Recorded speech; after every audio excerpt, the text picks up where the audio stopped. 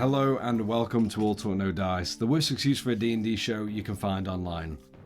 Just before we get going, while we've been away, we got at least one new follower, so I just want to thank JB90 for the support and glad you're enjoying the show. Now, from last we left off, the Companions of Fate took matters into their own hands against the entity that had attempted to take over the Brine Barnacle. As Rayloff was doing his best to escape the ethereal chains that pulled him through the sky like a loose boulder, Terra continued to try and evade this entity's attacks while attempting to gain pace on Rayloff. All while Gerald pulled the skyship into a full nosedive and Theron manned one of the onboard ballista. As Rayloff managed to get one arm free and the entity did its best to avoid any more harm from Terra, creating an odd gravitational pull around it, Theron hit it hard with a well-aimed ballista bolt, pushing its barely limp body quickly to the ground. Unfortunately, just as Terra managed to meet Rayloff, time was up and he hit the ground hard, just narrowly escaping imminent death as he screamed out in a blind rage. Gerald then began to maneuver the skyship to land properly. With the help of Theron and the Pladrine, the entity began to peer into and invade Terra's soul. Terra, finding your mind racing as you did your best to hold off the shadows, unfortunately just barely succumbing to the dark embrace. Gerald ran over and did his best to cause some harm to this entity after it stood away from Terra, being sated and finding what it came for. You all piled back onto the ship and dragged into the... you all piled back onto the ship, Rayloff's wounds being seen to by the Pladrine and dragged into the crew quarters, while a very soft voice and hopeless Terror was aided by Theron to go down and occupy the captain's feather bed. Now, after Gerald and Theron get the arcane engine whirring again, with the ship completely unscathed, and all fins and sails at full mast, you all decided it was time for a much-needed rest, leaving the Pladrine to check in and take over through the late evening and night while you all took your slumber. And this is where we pick it up. So, everyone's night goes somewhat peacefully. Terry, you actually dream. You don't see visions of past beings. You feel that connection that was once so strong has now left you entirely. But exhausted from the day, as all of you are, you all manage to sleep and rest, completing a long rest. The morning comes, and Terra, you wake up with this weird heaviness to yourself as you pull your head up slightly, still under the thick duvet and blankets that just drowned the entire bed and yourself in blissful warm comfort. You kind of hold your head up slightly and wince against the daylight that is just barely peeking through the slats through the ceiling above you. You hear a few footfalls of allies roaming the ship, getting up, mumbling to each other. And in that moment you look just around, finding no innate drive in this moment, as the light that was there before was the thing that would keep you going and the thing that would keep you up. But this is a new sensation for you.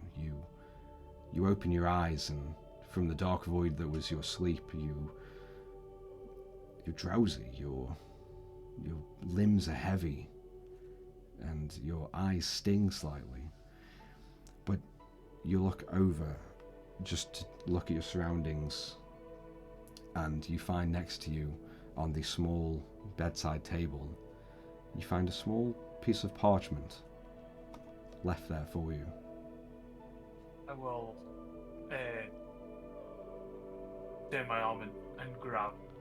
You just reach over and you feel your limbs heavier than normal as you pull over, and this exhaustion, the tiredness, and this innate feeling of a change to a degree is still running around and racing in your head. But you look to this parchment and you find it reads a handwritten note. The note reads, "The brightest light shines the most in the darkest dark.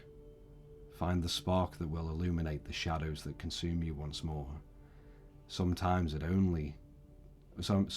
it's only a spark that it takes." We'll get that to write down later. Yeah. Awesome. I'll post that for you in the break. Thank you.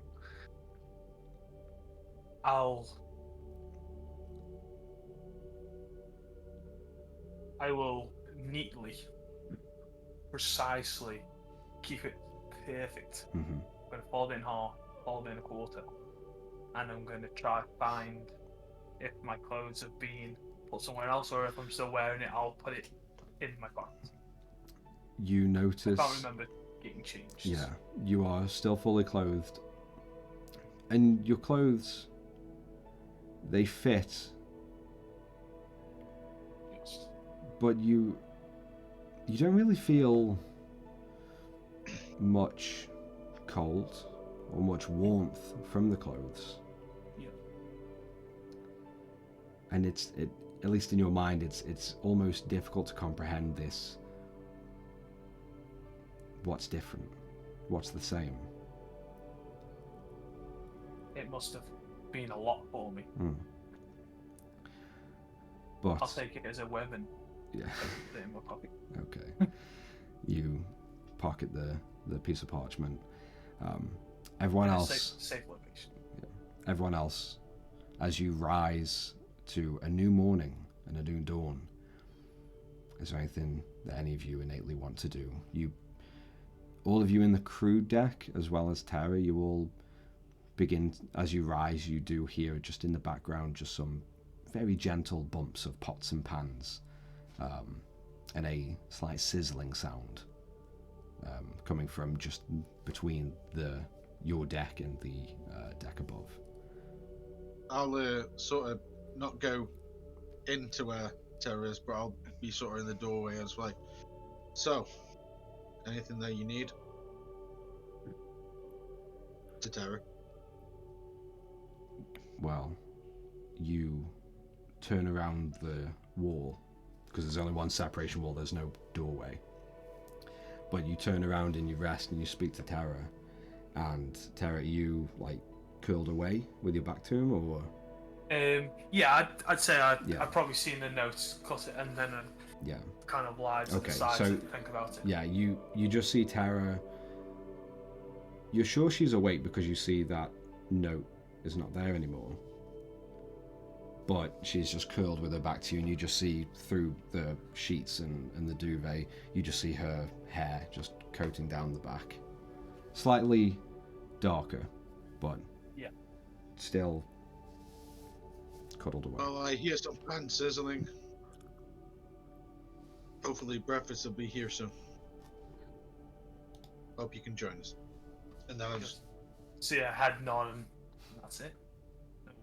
Okay. Anyone else? Gerald and Rayloff, anything you want to do? Anyone who's sort of still in the crew area, you'll sort of hear from Rayloff, "Oh," and you'll just hear him hit the floor. Yeah. Jesus, this is all good. I might need a hand. I'm on my way. I get to save him. I know. Charles gets to You'll eagerly rush to try and need lift up. many hands. So Gerald, you run up to Rayloff. Yes. You just see he's sort of got out of bed and just gone splat, like just completely flat. Fine. Well, actually, his leg is still like caught in the bed. It's not a bed, is it? Is it a No, hammock? it's up There to were you. mats, really. You can choose the mats or the hammocks that you were in. I know that. I think for Rayloff, because you were just think it dragged was there. a I think bed, it was wasn't it was it? a Yeah. mat. Yeah, it was a floor mat. Yeah. So you do like struggle to get up, and then just as you do, you slam back down heavy on the ground. Gerald races over to you. Yeah, my foot's just on the mat, just barely. Oh, that fall really took it out of you, huh? Alright. Come on, let's get you up. Surprisingly And enough. I'll go to like scoop underneath him and Roll a strength check with advantage for me. Did the ship move at all with him No. going splat? No. that is 13 in total. 13. You find yourself really struggle at the start just to try and get his heavy chest and shoulders up. But as you kind of straighten him up and you're kind of like bear hugging and trying to like push him up, but without that much height, you go like to his thighs and kind of like try and straighten out his knees. But as you get to his thighs, you find it a lot easier to straighten his knees and to keep him up. And you kind of look up, like just past that struggle, and you look up and you see that dark-haired Pladrine has also got Raylof's arm over his shoulder and holding him up. Thanks. Wow. Surprisingly enough, falling however far that was not good on my legs, or my body, or any of me. But you're still alive. You're still here. My Now body fear wishes is it wasn't. I'm just gonna start trying to move forwards. You feel every ounce and bit of your body ache, crack, and creak. But with the aid of the Pladrine, just kind of following you, but also leading slightly. Not knowing where you want to go, but beginning to move with you. You, with aid, right now, first thing in the morning, you have a hard time, but luckily the Pladrine is doing his best to hold you up. Can I walk past them and just give him a quick slap on the back and go, "Good to see you're up," and then just carry on.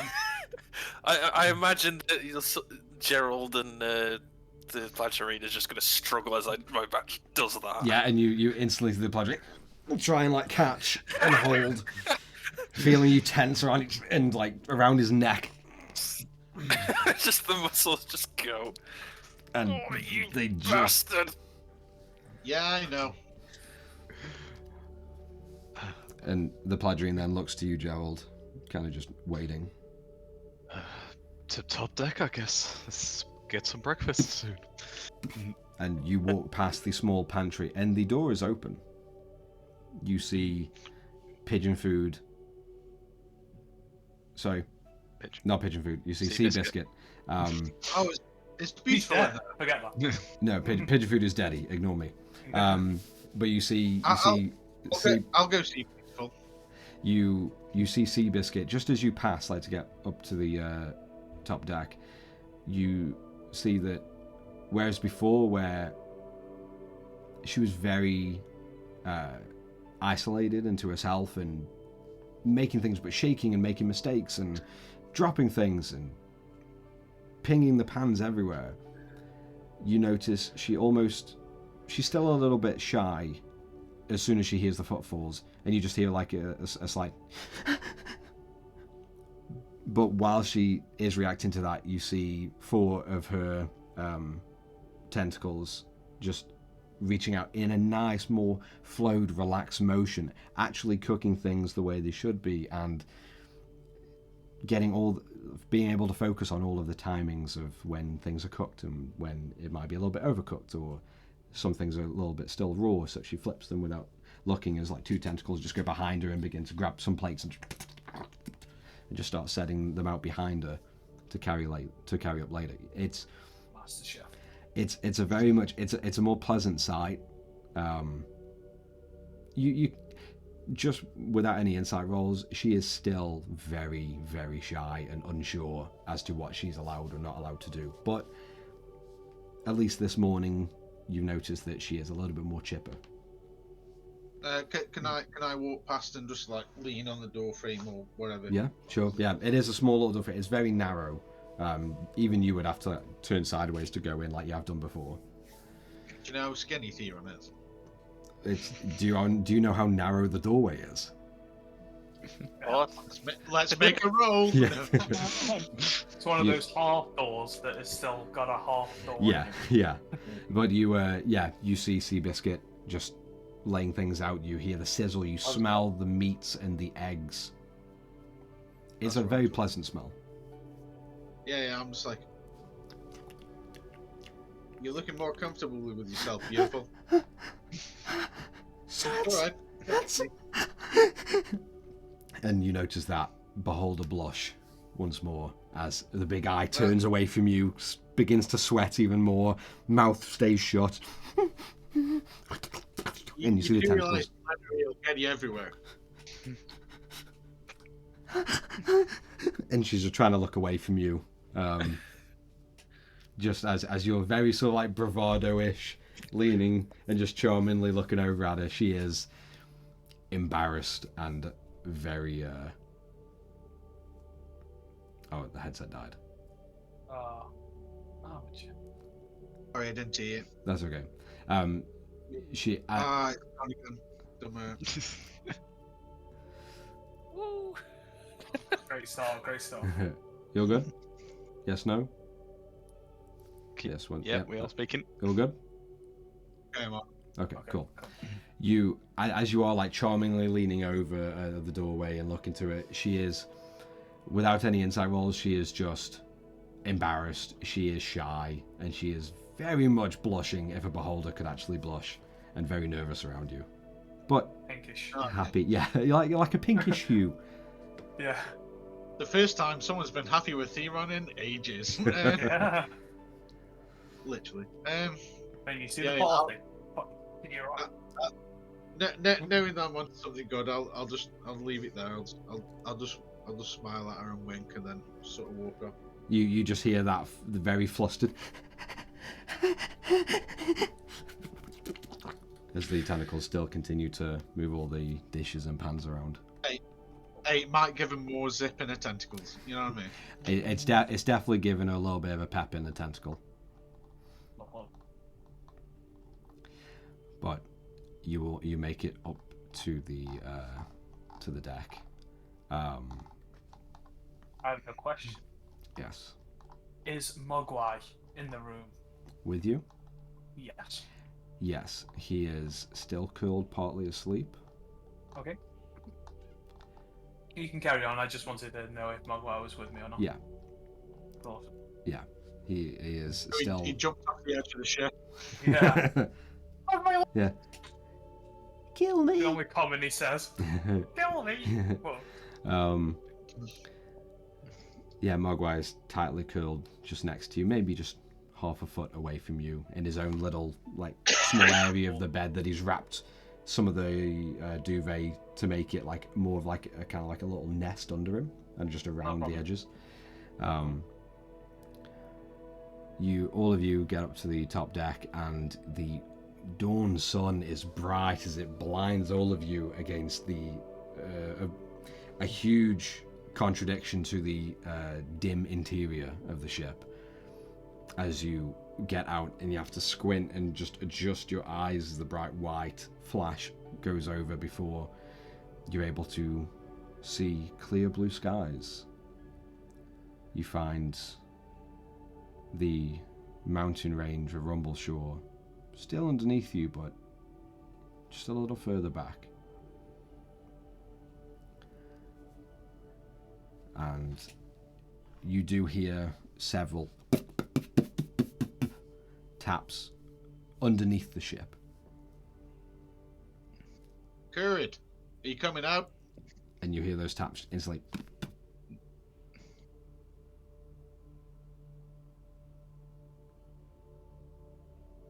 Or not? And just over the port side, as you see Curry's large elven head just peek up. Is it over? Well, It's been over for now. a little while. I waited all night. And the large arachnid lower half begins to coast over the side. You all still remember just what he's like, but it still doesn't take away how much nightmare fuel it is to see an elven torso rise up slightly, not grabbing onto anything, and then a large arachnid form, 8 legs, just crawl over the side and onto the ship. Am I still being sort of helped Yes. up at this point? Yeah, unless you Does choose the otherwise. I can't remember what it's called now. Who? Kurid. No, the people who the person who's helping. Pledgerine. Pledgerine. Although Does really, he you react should at come up all? with a name. Does he react? No. Yeah, Okay. true. Yeah, I'm too busy not having my muscles fail at the minute to even care. So I don't really notice anything. I'm just. I'll just send a message to Kurid. I'm like, can you help him out, buddy? What does he need? He needs help moving. He hit the ground 1,000 feet off a ship. Where are we moving? And the legs just pitter-patter and stomp along the top of the deck and come straight for you, Rayloff, as he just and picks you up.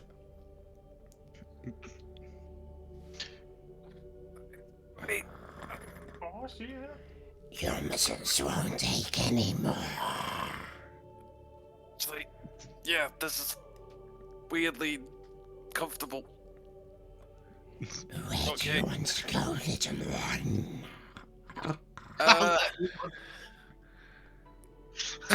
The seats. And you just see the elven head just look, and it's like a small crate. Okay. Uh-oh. 3, 2. And in that moment, I'm like, gently. Run. And Courage gently lowers you. And weirdly, that embrace did kind of like pop you back, just in the right Yeah. way, just a little bit before you are let down, and you gently lay sat on a crate, but with the mast behind you, either the mast or the side railing, whatever you choose, just so your back is supported, so you could just lean back and be solid, which feels nice in the morning sun. Thanks, buddy.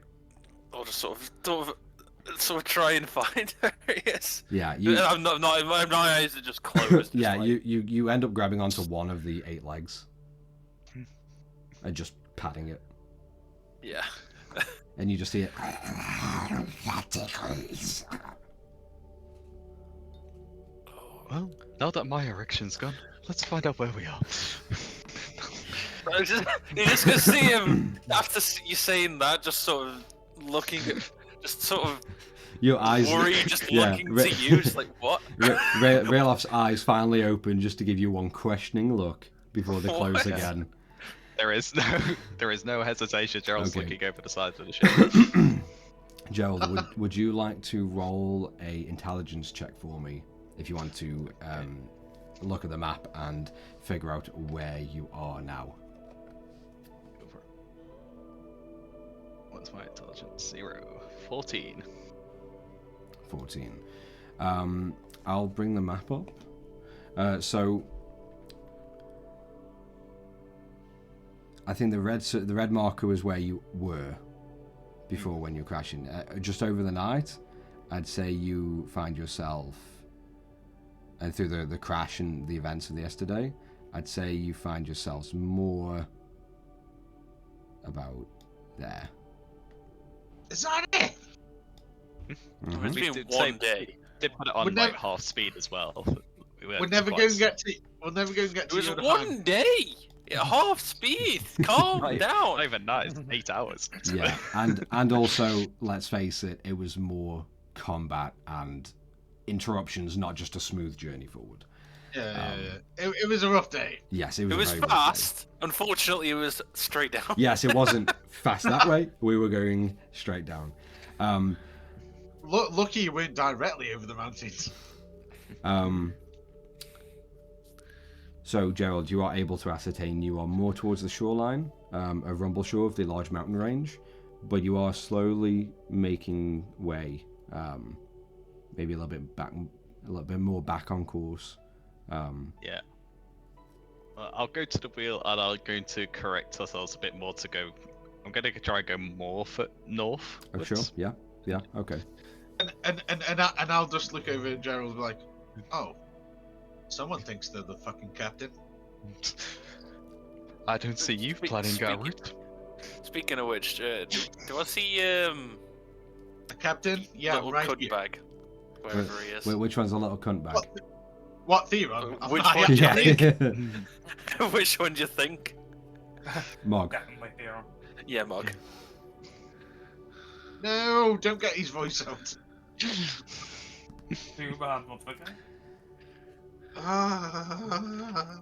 No, you do not see Mog around. Oh, thank God. Thank God. Don't need him. It's older brother. Bog. Or dog. Yeah. Or Cog. Yeah. Exactly. So, no, you do not see Mog around right now. Oh, shame. I'll just Gerald. take this minute then just to rest, just to rest my eyes, but I will still be listening, but I'll just... Okay. It's So, Captain Gerald- Gerald to you. Whoa. This fully hasn't been ironed out. You, as Gerald says that, you see the dark-haired Pladrine man next, like, just after, like, making sure that Rayloff is okay and his back is more straight, just and stands right next to Gerald. Ah, shit. I never get the luck, do I? So, Right. Captain Gerald, Yes, Theron. you want to flip a coin? It's alright, I can be the engineer. I can try and soup up the ballista. Oh, why not at this rate? We Theron, can see how it goes. just as you are talking about flipping a coin and Gerald agrees, you see in the corner of your eye, Theron, just next to a few barrels where there's like a little bit of tarp covering some what was bundles of rope, you see it shift slightly.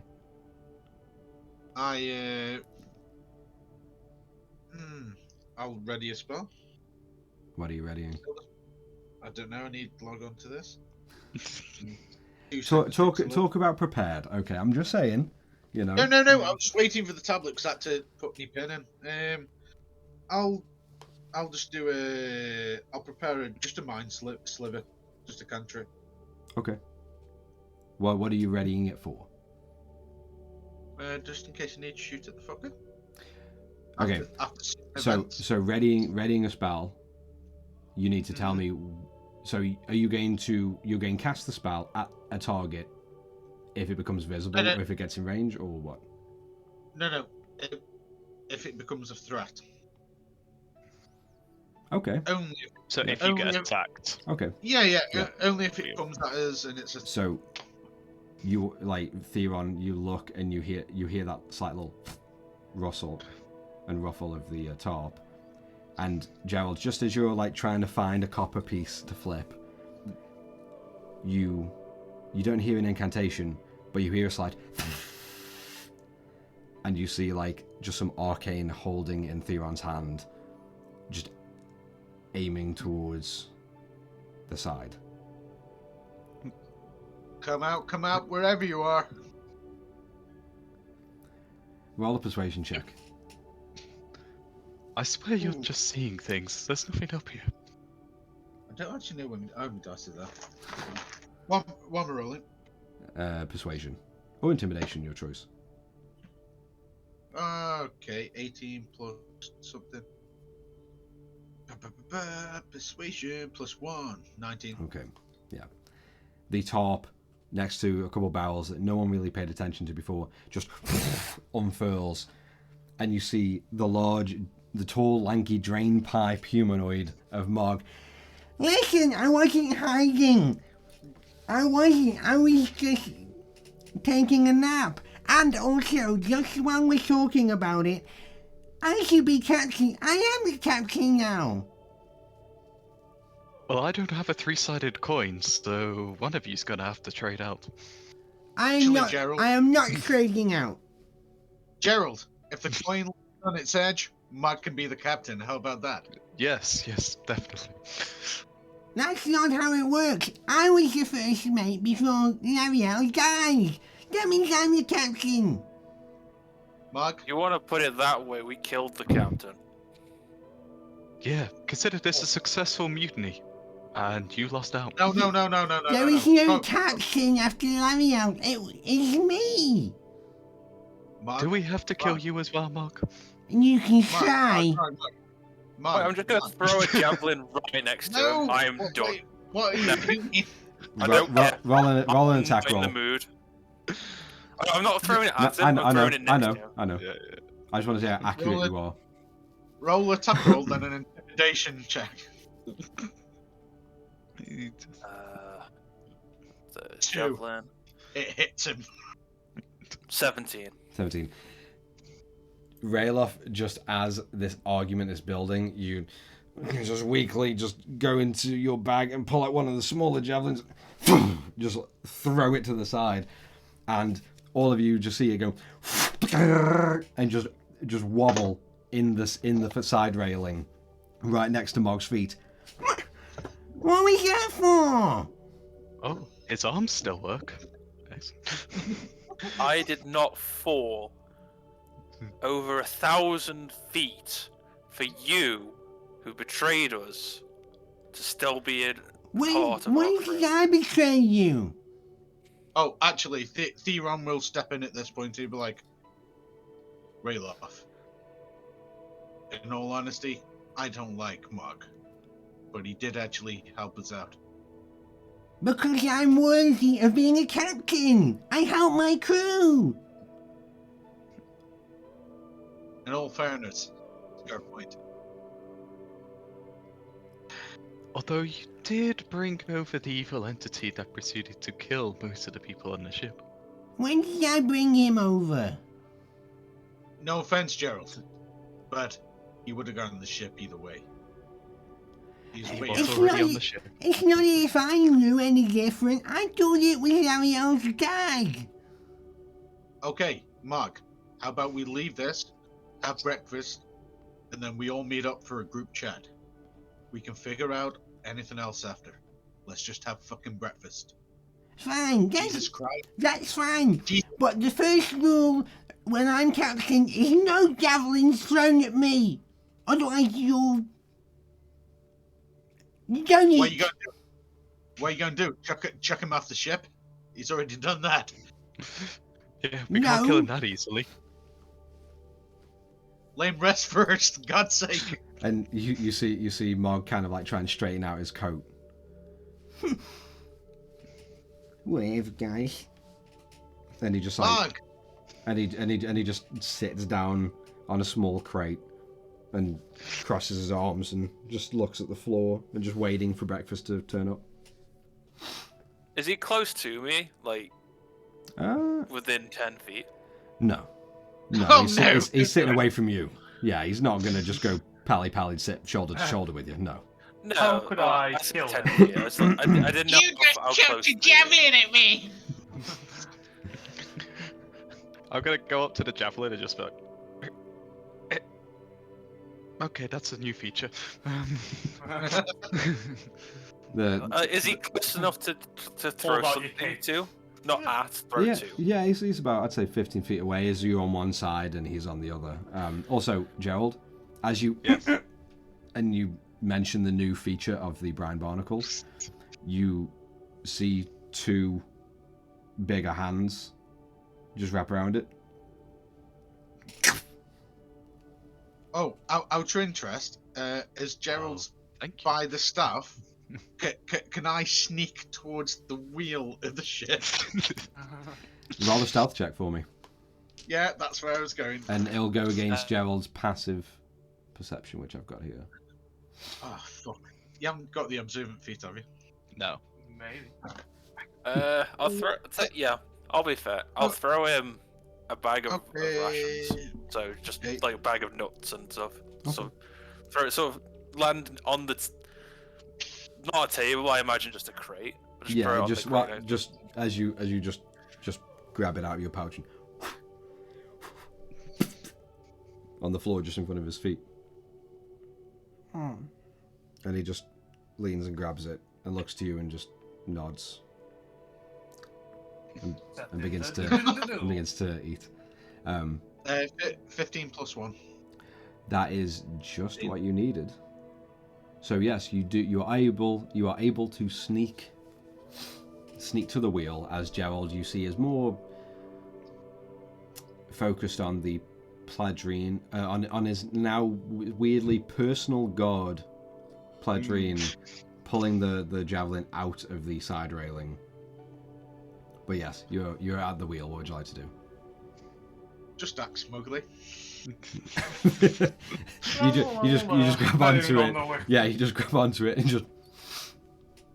I'll just be like, "Hey, Gerald." What? Oi, you get off! I'm pointing the spear at you. I'll just wink at him. I'm like,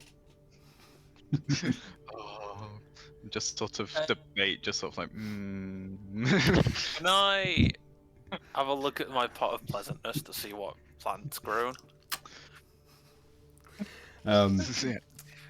Yes, you can. So you pull out the pot. It's every dawn, isn't it?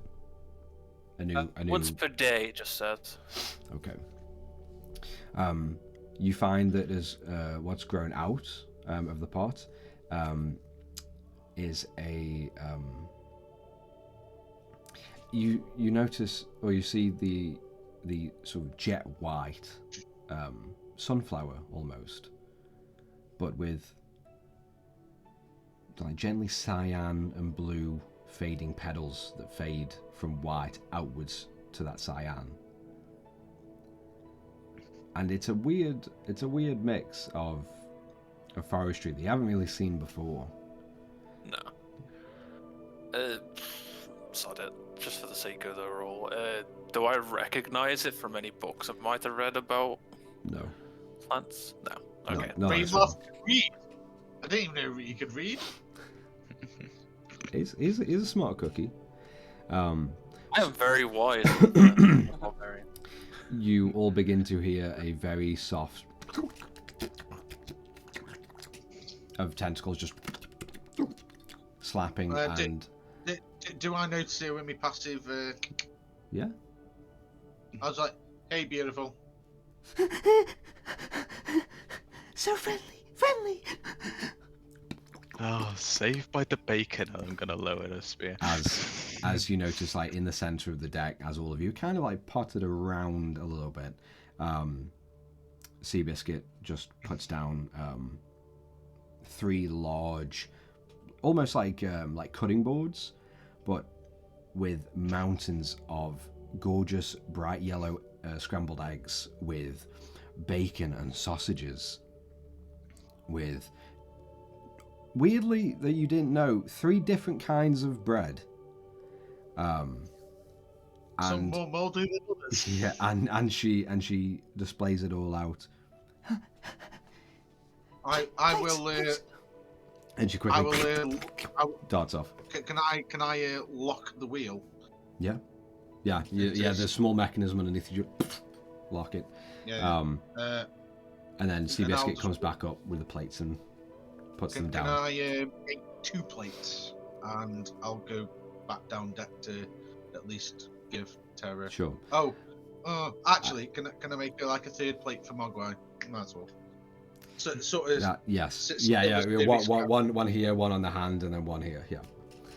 That's completely fine. As everyone except for Mog begins to grab a few things off the boards and puts on a plate. You see Mog is kind of a bit more tentative and just like eating a couple nuts and like dried meat. I'm looking over. Terra, in this time, Yes.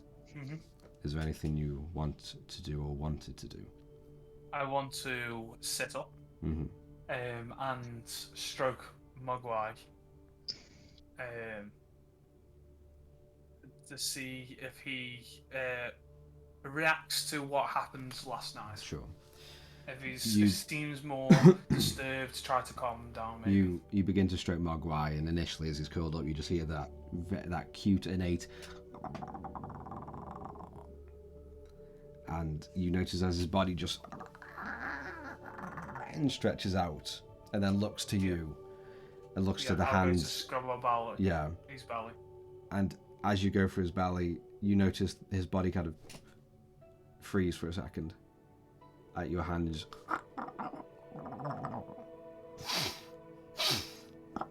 And kind of looking around your fingers and your arm, and just like almost like wary. yeah, like mirroring against your hand. Mm-hmm. Before it's at least for you in the moment, it's just a little bit heartbreaking, just for a moment before he does find the recollection. He finds that comfort again, and straight away I'll put over this. For his face being quite concerned, I'll pull out this blanket of starlight and concentrate on it to calm. And he does very quickly calm down, and he does become very quickly acquainted again to your touch and the feel of the belly rubs and the scratches. But you notice he was just very surprised by the new feeling. That's fine. I'm gonna hug him. Yeah. Feel and you hug, and and summer's gone, but at least summer I know is close. And Mogwai just and then Mogwai scratches your eyes out. Yeah, because he fucking hates me. Steve! Yeah. No. No light! But is there anything else you want to do? I'll kind of usher him onto my back. Yeah, he very easily. And I'll make sure everything's neat before I leave. And okay. My plan was to go upstairs. Okay. I will say, just for you, Tara. Well, you hear murmurs and shouts. You start hearing a bit of an argument upstairs, above you. And as after sitting up and getting Mogwai back, comfortable, you swing your legs out of the bed, and as you stand up, when your feet hit the ground, you hear just a heavier pair of thuds. What was once gentle and soft, you hear. I will look down towards my feet, thinking, "Oh, is the floorboards out?" You look, and you notice that you don't feel the same. Your limbs are heavy. You feel. You're the same in your mind, but your body feels different. It feels similar appendages and limbs and height. Weirdly a little bit more hefty, and you're not completely naive to what you're looking at as you look down at your legs and your feet. It is different, but it's not a shock to your system to find that difference. Yeah, it's like if I was wet, heavy. Kind of, yeah. But I mean, it's not a shock to see the difference that you are looking at. Yeah. But it is, you're going to have to adjust. And that similar feeling in your mind and your soul of you have to adjust without the light. It's not a shock. It's not there. Yeah.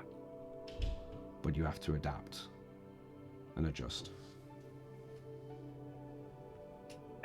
While I'm sitting down then, I will check anything around my body to make sure everything feels the way it does. My reaction times is all good. And you and Mogwai begin to play like kiddie biscuits, and you hold up a palm, and he goes to tap it, and you move away, and everything is exactly how it was before.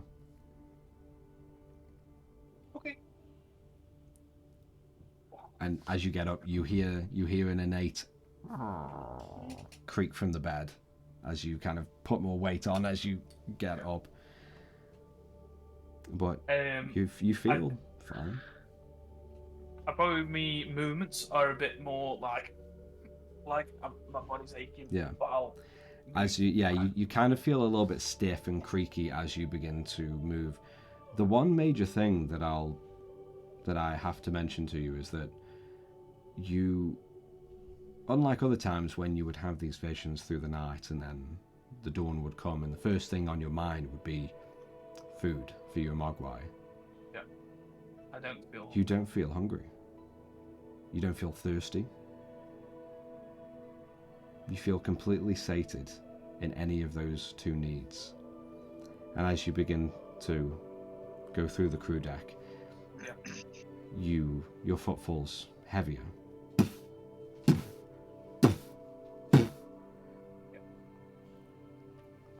But you're still Using the rails. yeah, but you're still moving and you're comfortable. Yeah. But this is all just very new and Yeah. something to adapt. I feel like it's a new me. And as all of you are settling down and grabbing plates, and Theon, just as you expertly balance the two plates in one arm and then got yours, and with a smile you're about to head down, you begin to hear these footfalls heading up, getting louder. How heavy were you talking? I'm talking like Rayloff heavy, or That is true. I wouldn't say like with Rayloff it's more putting like his natural strength is being pushed into his feet to walk and his overall weight is a lot. As far as like as far as density when it comes to weight, I'd say the same, if not maybe even a little bit heavier. Oh, okay. Do I take note of this heaviness? I mean, you notice the difference in footfalls, and they are new to you. It's a new sound to all of you as you do hear this very hard thud repeating and getting louder, just as. Well, I'll find out when she comes through. And as you are about to go down, you hear the. And you see like you see like there's the silhouette of Tara. It's kind of like a little bit weak, and you notice one like again just a silhouette before she crests out. You notice even with a light step, a small raise of a knee, and gently onto the next step, still matches with that sound. And as Theron sees Terra coming out and the disproportionate heaviness, he'll note it in his head.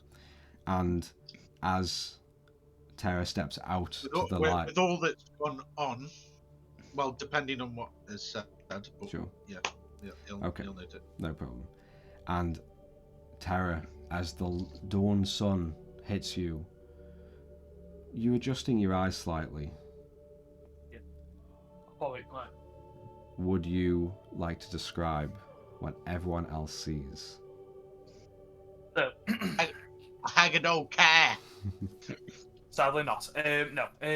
You see the face of Tara as you know and love, but you see more of a more whitish than pinkish that you normally see, and the white seems like I've had makeup to make me look more metallic. You see my arms are still the same and beautiful as always, but you see more. You don't see an elbow per se. You see an elbow that's been maybe made or constructed. You see hands that have deeper edges through my fingers. When I move, when I raise my hands, you see the palm is more flat. It has less. What's the Flesh. word? Definition? Yeah, Detail? flesh. You see. Can I stop you there? Out of interest, Did your whole persona look like visage look constructed as such? Yes. With you saying, okay, I going. look like I've been made to look like myself, but Okay, as a interesting. but as a human.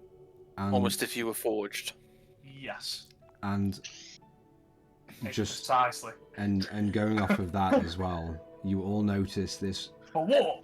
this weird sheen, almost as if sun glaring partly off metal against Terra's body, as, like she said, you see as the arm, whereas once flesh and elbow, look almost like two separate parts to an arm, but joined by this small ball joint that you can just barely see through the cracks of the separation of the forearm and the bicep.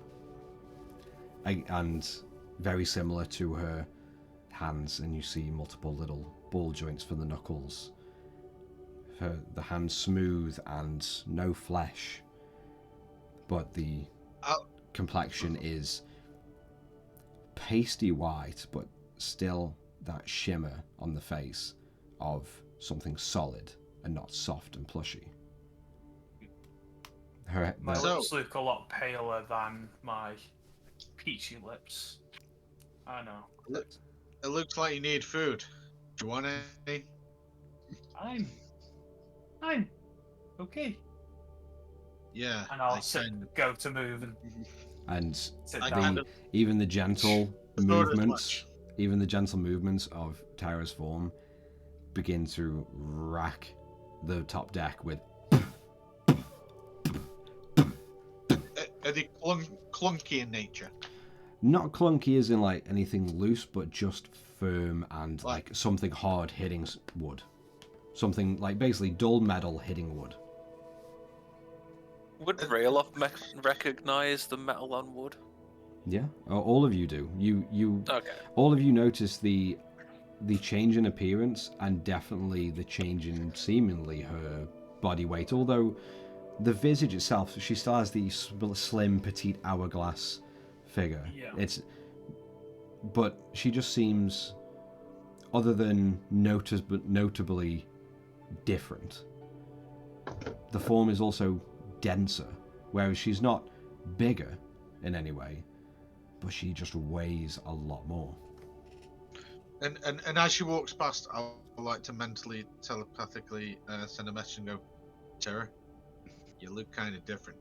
We're going to need to talk about this at some point. Maybe after breakfast. I'll literally turn my head like one sharp movement, and tell you back. We all change. Back to front. Yeah, we all change in time. I get that. But... Time. I knew that was coming, Yeah. damn it! But we're still going to need to talk about the larger issue at hand. Prepare yourself for whatever question. I'll grab the 2 plates that you're next to me with, put them on the table, move Mogwai in front of me, and then I will literally just put my arms back on the chair, and I'll nod to Mogwai. Well, and there are no chairs, but I'll say as you kind of like cross your legs, go down onto the ground with the plates. Yeah. There's a hole in the ship. Again, the density of your new form, you find that still moves fluidly and gracefully, but when your weight is transferred onto something, it does give off a very notable. It does carry weight. Yes, as you do sit down and you put the plates down and you grab Mogwai, and Mogwai just happily and just sits like in between your legs as you've got them crossed with the 2 plates in front of you. Yeah. Eat. And Mogwai happily begins to devour everything. So, it was a rough night for you? Right, excellent. back straight forward us again. What in the gods just happened to you? As Mog like stands up and just goes over to you and like kind of like squats down opposite you, Tara. Yeah. What happened to you? You're not human anymore. That hurts the ears. I changed. Why did it change like this? And he goes to like just tap your forehead. I'm gonna grab his Ah. wrist. Oh, I was going to use momentary roll stasis. roll an unarmed strike for me. I was actually going to do momentary stasis. 11. Still hits him. Pretty strikes. Okay. He's not wearing armor. As you Yeah, that's fine. as you kind of blankly just look at him and just grab. You notice as you do move, it's not loud, but you do hear like almost a mechanical Yeah. in each of your joint movements. Yeah. And you just grab Mog's hand. What? I just wanted to feel. You're cold. I'm just gonna throw him to the side. Oh yeah, all right. Roll a strength check for me with advantage because he's already off balance, like squatting down. Then now you're pulling him. I rolled a 18. I've got a +1, Yeah. so 19. Yeah, easily done as you just.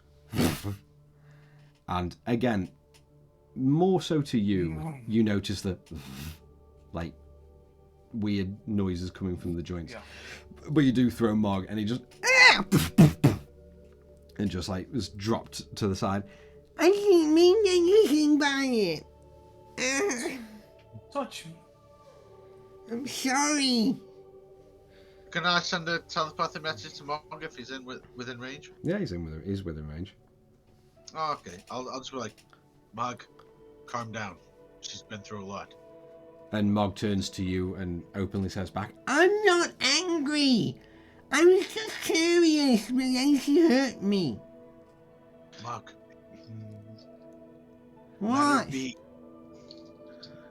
We've all been through a lot. Just quiet, for God's sake. and still openly talking back. It's okay. It'll all be better when I'm captain. Is there anything in my a distance that I can grab? Is Mogwai at one of the dishes? Yeah, he's already devoured one of the plates. Yeah. I'm going to grab and throw it at him. Roll a range attack for me. What can I do for range Just attack? just roll a d20 and add your dex mod. Awesome. No, still trash, but I rolled 11 with the +2. Yeah, roll a d4 for me. Can I use momentary stasis to hold this object? Oh, actually, it doesn't have to be a creature. Oh. Sure.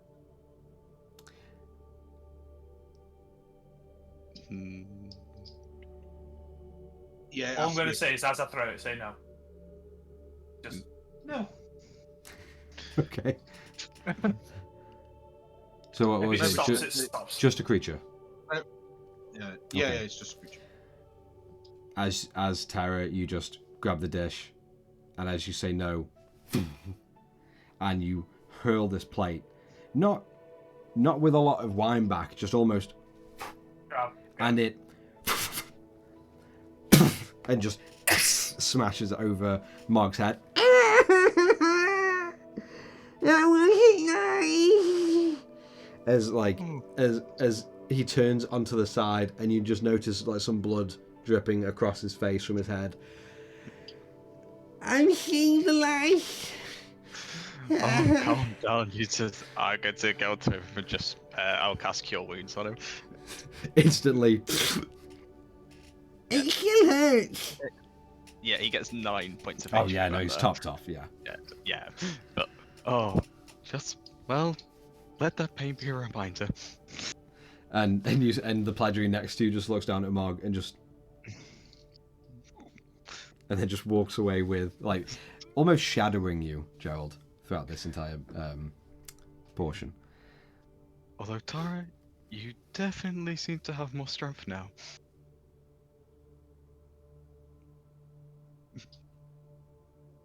My Just... like Tara's going to go to say something, stop, and then just carry on looking towards Mogwai, making sure he enjoys his food.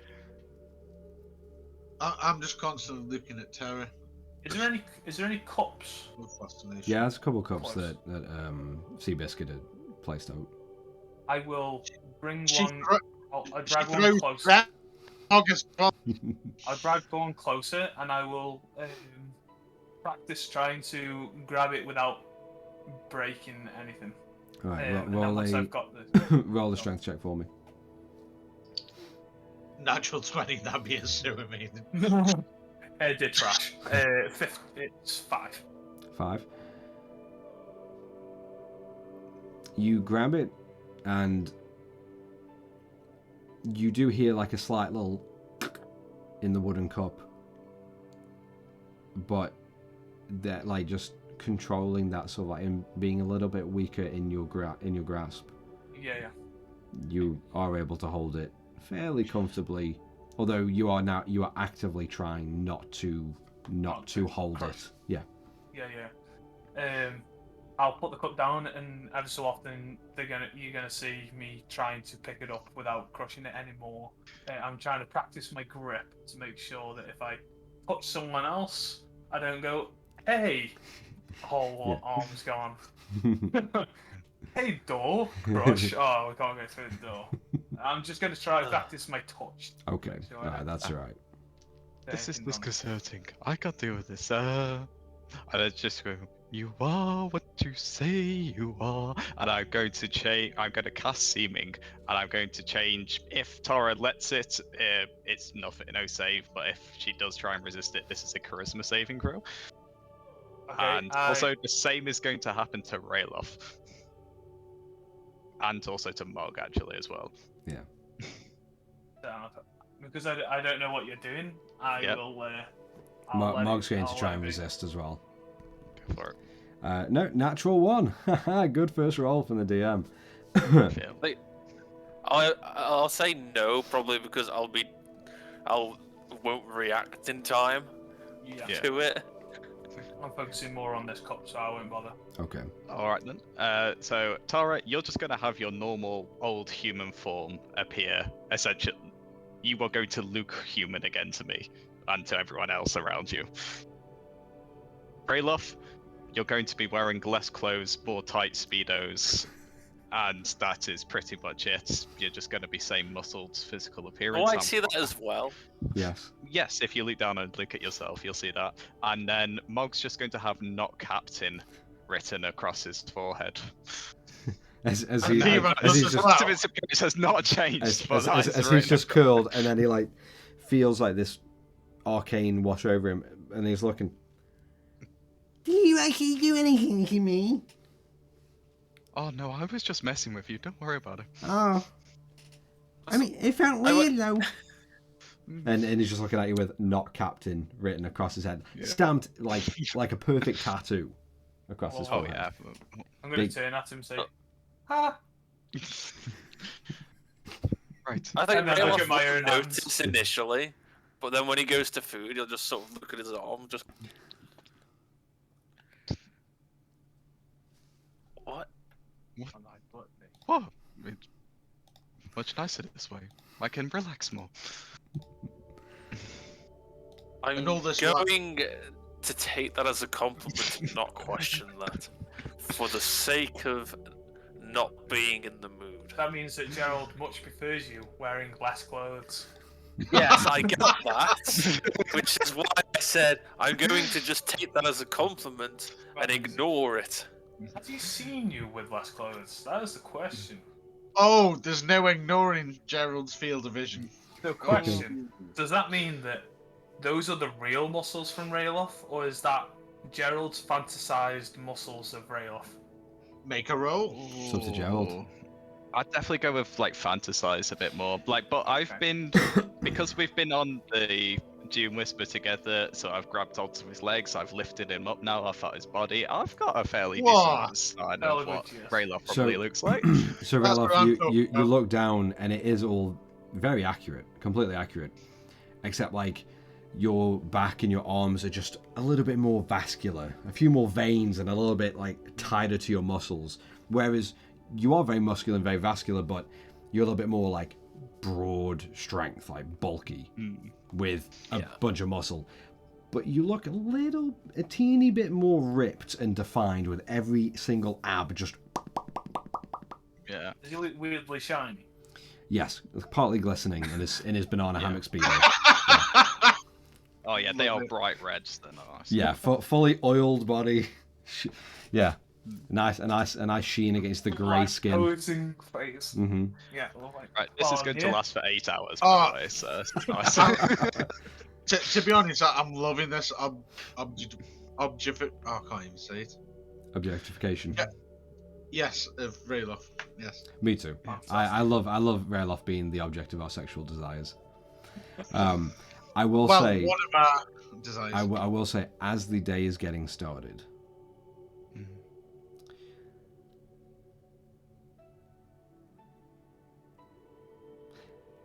would one of you, I don't mind who it is, you just volunteer and then we'll end up going round. I'll do it. Will one of you, Yeah. okay, Rayloff, will you roll a d20 for me? And do. To see what the next couple days of travel is like. And also, is anyone tracking how many days you've got of this journey? Yes. We travel for this is now on to day 2. Yeah. Isn't So it? how many do you have left? Wow. 12, We haven't really 12 moved or much on the 10. other one, so still 12 to 14 days. Oh. of Can straight someone no else- rest travel. Can someone else volunteer? No. Nah, yeah. So let's see what it's Rayloff, like. what did you roll? Natural one. Dragon it is. What did you get? A 1? Day 2 of June. Yeah, you got one. Okay. Another Oh, for one. fuck's sake, Rayloff. You begin Is it to a good feel. thing?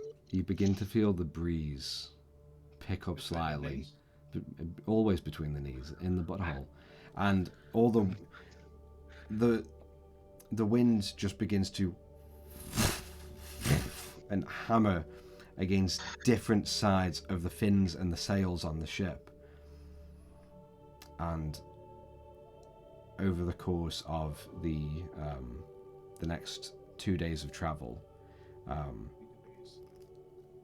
it is going to be an extra addition onto those 2 days. It's adding 12 hours onto your journey as the rough winds slow you down. Sorry. So at the end of it, we're going to be on day 4, but it's going to take us an extra half a day Yes. at the end. Okay, no worries. Now day 4. That'll be easy for you to calculate now that you're a robot. Okay. Oh. So that is it for the roll for the next couple days of sailing. What I will notice, as I was eating the breakfast, can I just intently watch Terra, and just out of it, well, interest and concern at the same time. The only one thing that really that is really different about Terra, except for the appearance. I will say, can I see him Oh yeah. looking Yeah, it's at not- me? Yeah. I'm not hiding it. Yeah, Right. it's not subtle. Even though I've got Tara's proper face and features and everything, I'm still going to make Oh. that sharp movement towards your face. Oh, don't worry about it. Kieran noticed. Okay. Let me make an intelligence check. Let's do this the right way. Alright. Oh yeah, if you want to become like fully aware that it's the disguise, I know you can obviously See through it. Like. through normal means of like, okay, Gerald just did something and their people's appearance have just changed, but it's I'll an take it if it intelligence makes you feel investigation better. check to Well- see the disguise through the disguise. Okay. What check would I need to do? It's Intelligence. It's investigation. Yeah. If Oh, it's that- It's investigation That's if you me as want well. to attempt to like see past the seeming. 14 plus 8. Well, that would Yeah. succeed. So you notice. Sorry, wizard. Yeah, and as you can see the now new version of Terra easier through this visage of what she once was. Mm-hmm.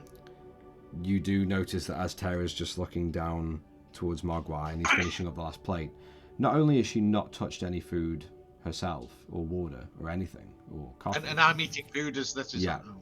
and you're looking at it, and you notice the seeming version, the older version of a like human form look as well, but with that sharpness, that more robotic. You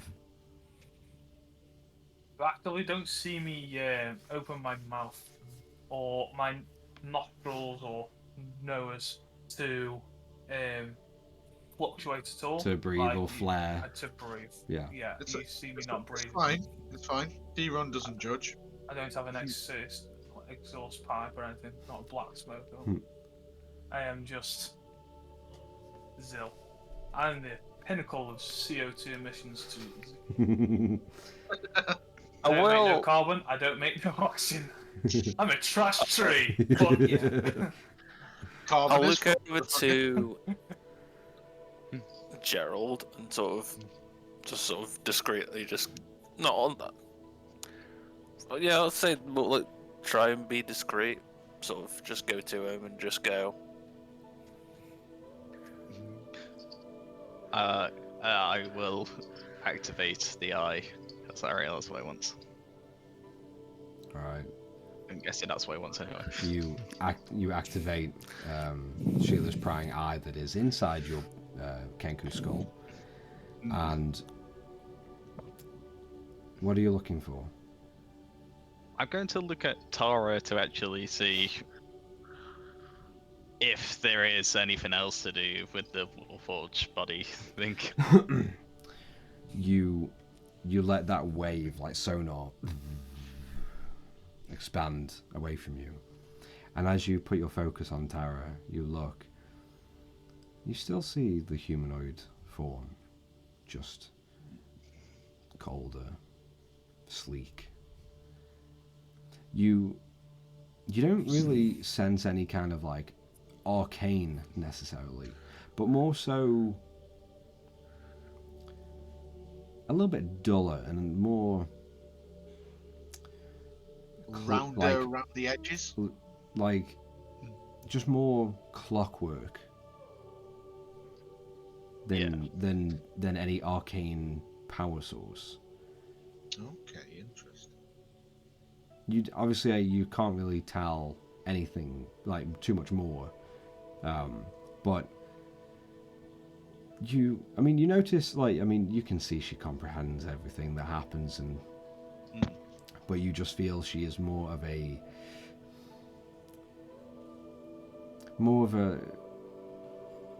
mind-driven puppet, more so than the living, breathing form that she once was. Even more interesting. Nectar-wise. Oh, there's too many forms. I can't look at that now. I'm gonna just get up and I'm going to go down. Actually, head towards the stairs, but I'll go just look at Rayloff and just. And then, right, I'm going to go deal with a few things. Sorry, can you come help? I'm gonna point to the Pladrine. And you just see the Pladrine and steps forward to you. And as that happens, D-Run just looks at the Pladrine and looks at Gerald and is like... Right, what Gerald is going to do is going to recover the body of Briar from down behind the little hole in the wall, and then we're also going to then head down and get essentially the two other bodies that are down in the thing, and we're just going to wrap them up and then bring them across at least. Okay. The two other bodies being... one would be Plenty, and then the other being the Pladrine. The other Pladrine, yes. Pladrine Okay. that died. So... What about Grub? Should we just leave him? He's already been gone. He was been He's catapulted off the ship. He has been Yeah. yeeted. He was eaten and Did he? deleted, brother. Yeah. Oh yeah, Mm. yeah. And You got impaled and fought. so Gerald, with Yeah. with the Pladrine's Easy, aid, as the Pladrine pulls his fallen brother up the stairs onto the top deck, goes back down, begins to drag the heavy, headless bugbear form up and down next to the other humanoid. Then Yeah, and I'll be the one laying like cloths out to prepare for them. and then the more gentler one, as you see this Pladrine walk out into the light again with a very small, frail body, old and decrepit, but the face of Briar, who had weakly passed only days ago, and just gently sets that body down. Out of interest, is there a ballista hole in him? No. Oh, thank God. The other bride does. The other Briar form that's still on the shore of on the coast of Rumbleshore, maybe. But Two. I mean, it's also been ripped in half, so you know. yeah. Swings and roundabouts. Yeah. Which one's the real one? Calm and destruction. I don't like fighting, says Theron. So they are all laid out, and Gerald, you said you begin rapping. Yeah. Something like that. Right. All in good time. You begin Time. you begin rapping, and you kind of notice, like, out the corner of your eye, Mog is like standing like away, but like looking a little begrudgingly mainly to Briar, and kind of with your passive insight. Yeah, it's good enough. You kind of catch in the corner of your eye, he is almost like disrespectfully like smirking to himself as he looks over at Briar, or the now lifeless form of Briar. Do I notice this? No, because you're not actively involved in this right now. Is this down below? No, it's on the top deck. But Wait, Gerald was is the he then one. on the top? Sorry?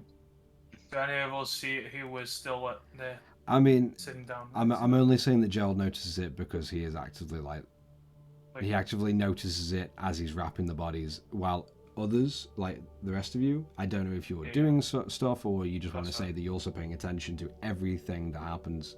It's Obviously. No, but if I saw Briar's body coming up, that's going to... Sure. So But then are you focusing on Briar or are you focusing on Mog then? I was going to protect him, Sure. and I didn't. Right. So Gerald's question though to you, like, You think he's gone? okay. Sorry, it said. Oh. Wait, Just what? carry on. I'll say I'll just be focusing more on me, the big grip work. Sure. Yeah. So I And won't bother. roll another strength check for me to Yep. see if you can control it. I'll say I'll probably notice that he's obviously brought him off, but my concentration more is on this grip, and Yeah, that's 12. 12. Okay. It's getting better. That's fine. You're getting more and more control. It's only going to probably take the better part of like these 2 days of sailing to be able to be comfortable enough. Without any quick action. I would say anger, but that's not the issue. I'll take the much time that I need. Then yeah, it might be a bit different in a certain situation, but right now you are working and it's getting better. Theon, are you focusing more on Briar's body or everything, or Mog? Because that's my point. Oh, no. That was Gerald's point. Depending on what you're focusing on. Well, I know Briar's dead, so I'll focus on Mog. Okay. You easily see that maybe a little bit closed off to himself and annoyed at the situation, but you do notice this sly grin to the side of his face as he looks over at the bodies. Okay. You don't know I'll why. Use momentary stages on him. Okay. What's the save? Constitution of 16. Can't save. As he's doing this, I will Me. be speaking to Bugthing. You are aware that this is not the same prior, right? And you just hear, What? and you see his form look over to you and just freeze for a moment. And as that happens, I take my gaze off Terra, and I look at him, and I'll start walking up to him. And just about when you reach him, the momentary stasis of the 6 seconds fades. What's that for? Why are you smirking? Roll the intimidation check. Yeah, I would say hearing this, I will probably stop and turn, and now I'll be looking towards what they're talking about. Okay. Intimidation. 16 plus 1. Cool. Okay. I didn't mean it. I was just looking. I didn't even notice that I was doing anything.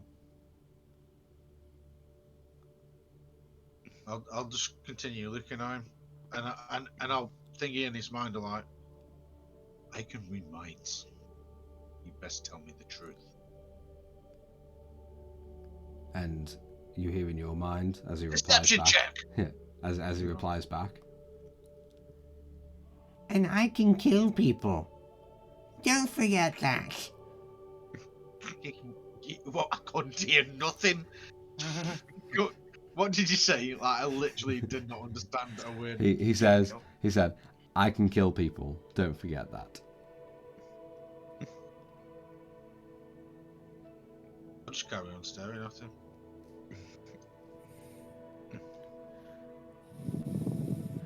Excuse me, engineer. He kind of slithers past you slightly, but intentionally just bumps your shoulder with his. He bumps his shoulder with mine. Mm-hmm. Oh dear, let's see my spell list. Oh dearie me, why did he have to do that? Briar's dead and he does this shit, the prick. I'm going to cast Mouse Minchami. No, I'm joking. I'm not going. I cast my deadliest spell. Synaptic Static. No, I'm joking.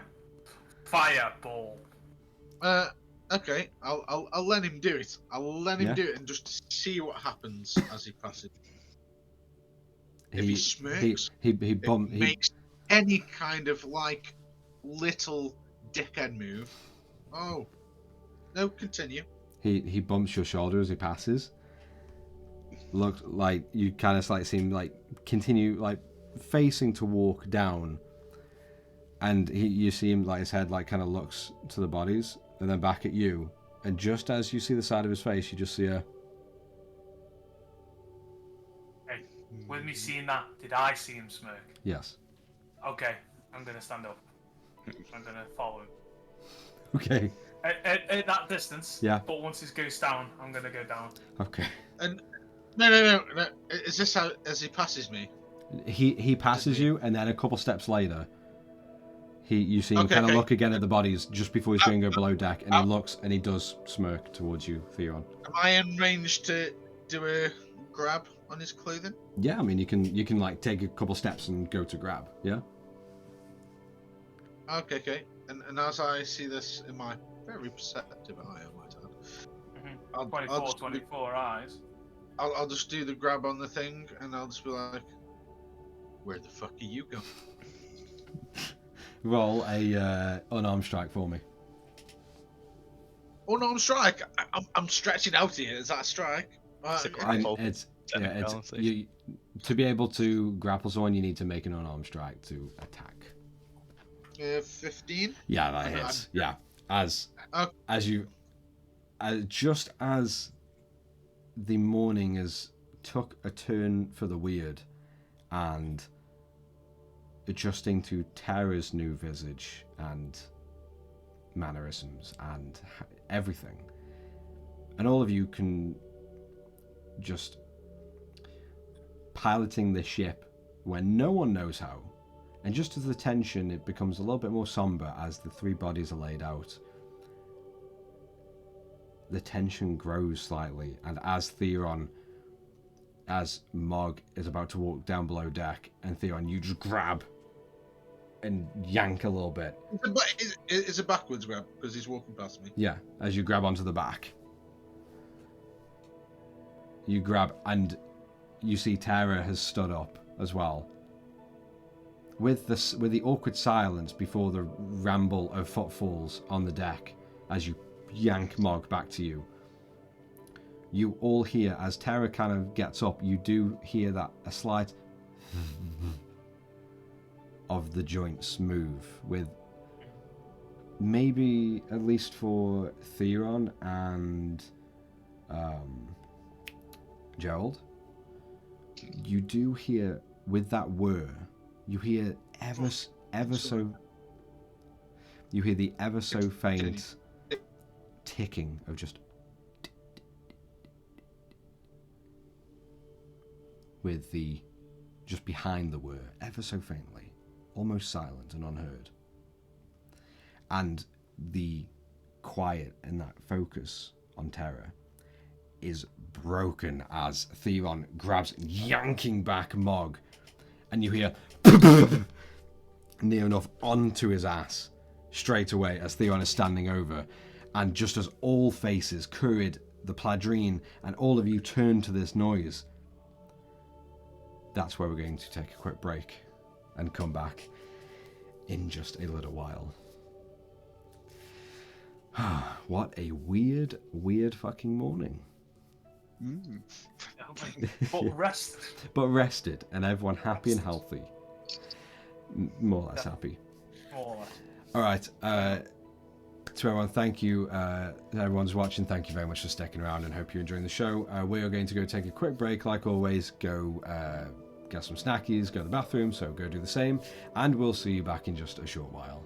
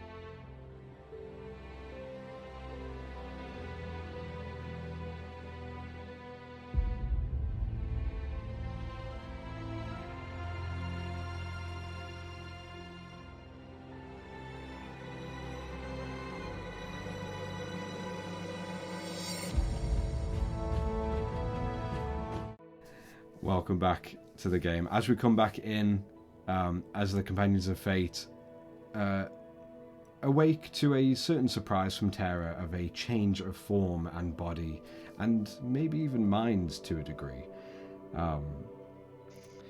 As Gerald was, as all of you had set back on course for Yoldelheim, Gerald took charge to take care of the deceased that were on board. Plenty, one of the Pledrine enforcers, and also the fairly oldish dead body of Briar as well. And as you were wrapping the bodies, you noticed like a weird look from Mog, who was the first mate and very intently hoping to be captain. And as Theron notices that, Theron's demeanor changes into a more threatening and more, just intimidating visage. And just as Mog is about to leave the area and go below deck, Terra stands up with a very quiet whir, and that's very, just ever so faintly noticeable ticking sound. Before Theron lunges and grabs Mog, yanking him to the ground just next to him. And as Theron, you stand over Mog, and he is noticeably just shocked and surprised. And everyone's eyes turn to this moment. That's where we come back in. So, Theron, as you are standing over Mog and you've just yanked him down onto the ground, and he is just on the floor. What? What are you doing? Mog, stop smirking at your dead captain. He was never a captain, idiot.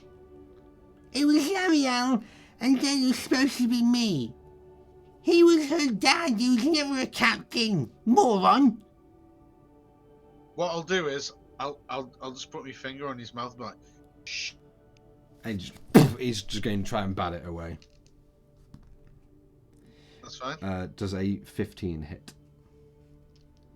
Yes. Your hand, as you kind of just start going up to him and go shh, shh, shh, and like putting your finger on his lips, your hand is just smacked away. Don't touch me. And as he does that, I put my hand on his face and I use detect thoughts. I don't even go for surface thoughts. I'm going to fucking delve. Make Okay. a wisdom. Easy. Wisdom save, that's a 9. That's fine. I delve. Okay. What are his thoughts, bitch? You pierce into his mind, and Pierce. and the thoughts that the initial surface thoughts before you delve for that initial just spark is It's relevant. huh? If it's relevant. I'm still delving. Okay, yeah, that's fine. The initial one thought you catch is What's his problem? before you delve past the surface. And you begin to hear thoughts of distaste towards you, an almost burning, building hatred. Yeah, Theron got that a lot. You see a small vision of a pale-skinned boy with a lot taller than the rest of the children, curled up in the corner with other kids just throwing things at him as the tears run down his cheeks and he's curling away from them. You see numerous bits of parchment, pencils, leftover food thrown at him. The vision goes and reappears as you see this boy again standing, looking with his head down to the ground, dejected. And a similar figure, almost the same person, but older and bigger, looking down, grabbing his face roughly, turning it up to look. And you see the tears welling down and running down the cheeks of this young boy as the bigger version of him just grabbing his face, throwing to the ground with a heavy and tears streaming down the boy's face before the figure walks up and you just see a hand raise, and as it goes down, the vision just to make clear, who in the vision is who? Mog is the boy, and the bigger version is his father. Oh.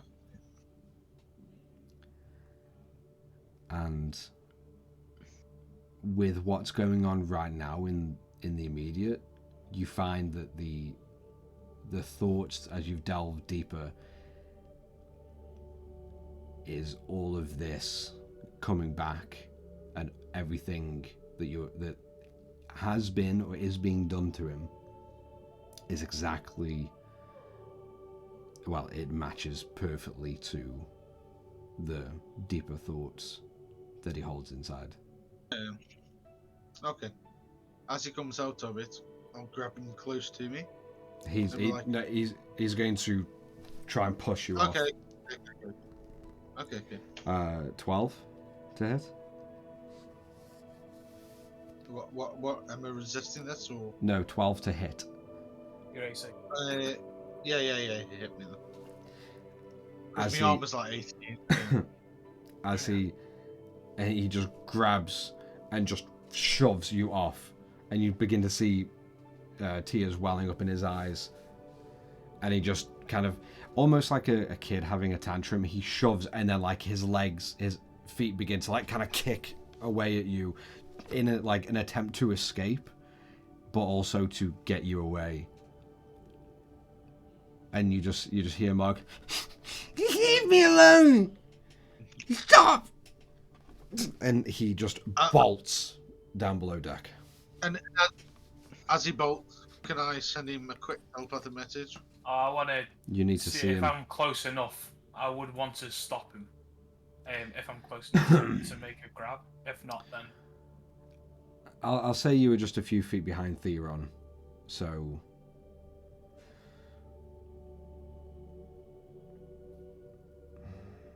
roll a d20 for me. I was gonna do something. Yeah, if it was above a 10, and you're close enough. Below, you're too far away. Can I send a quick message? I rolled a 10. 10. So you do get the opportunity to grab. As you go, make a unarmed strike for me. And since he is... What's that? Sorry? Right, unarmed strike. Yes. I got it. 5, so that's 16. Easily, yeah. As you grab Theron, you push an arcane message into his head as Mog is like stopped and yanked without Tara's form moving or like compensating. She's almost locked in place as she reaches and grabs, and as she grabs, the weight as he gets yanked, she does not move. She stays statue like still. Just shut up! Let me go! And like this is telepathic, so it's not out in the open. I'll just be like, Mog, I'm not your father. Just please calm down. I don't want any of this. While Theron's saying that message, because obviously me not knowing that he's saying it, Yeah. I'm going to weave to his face. Mm-hmm. Like, just dead in the eyes. Why the smirk? Just let me go! I don't want to be here anymore with you guys! Let go!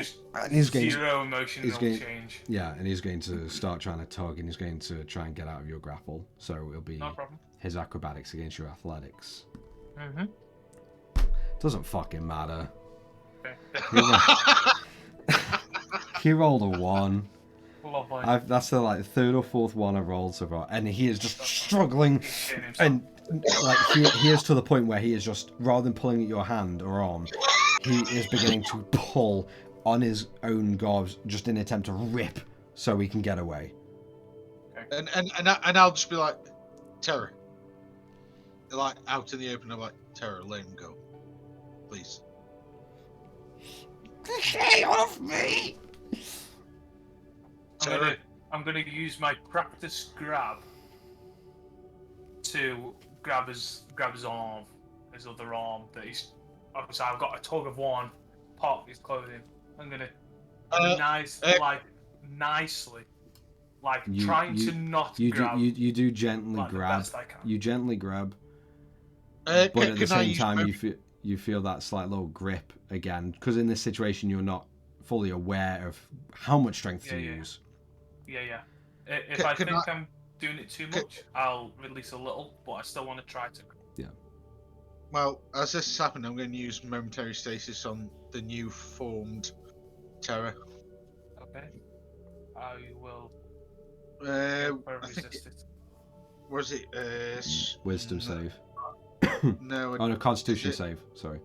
Oh motherfucker! He's going to demolish that. But yeah, go on.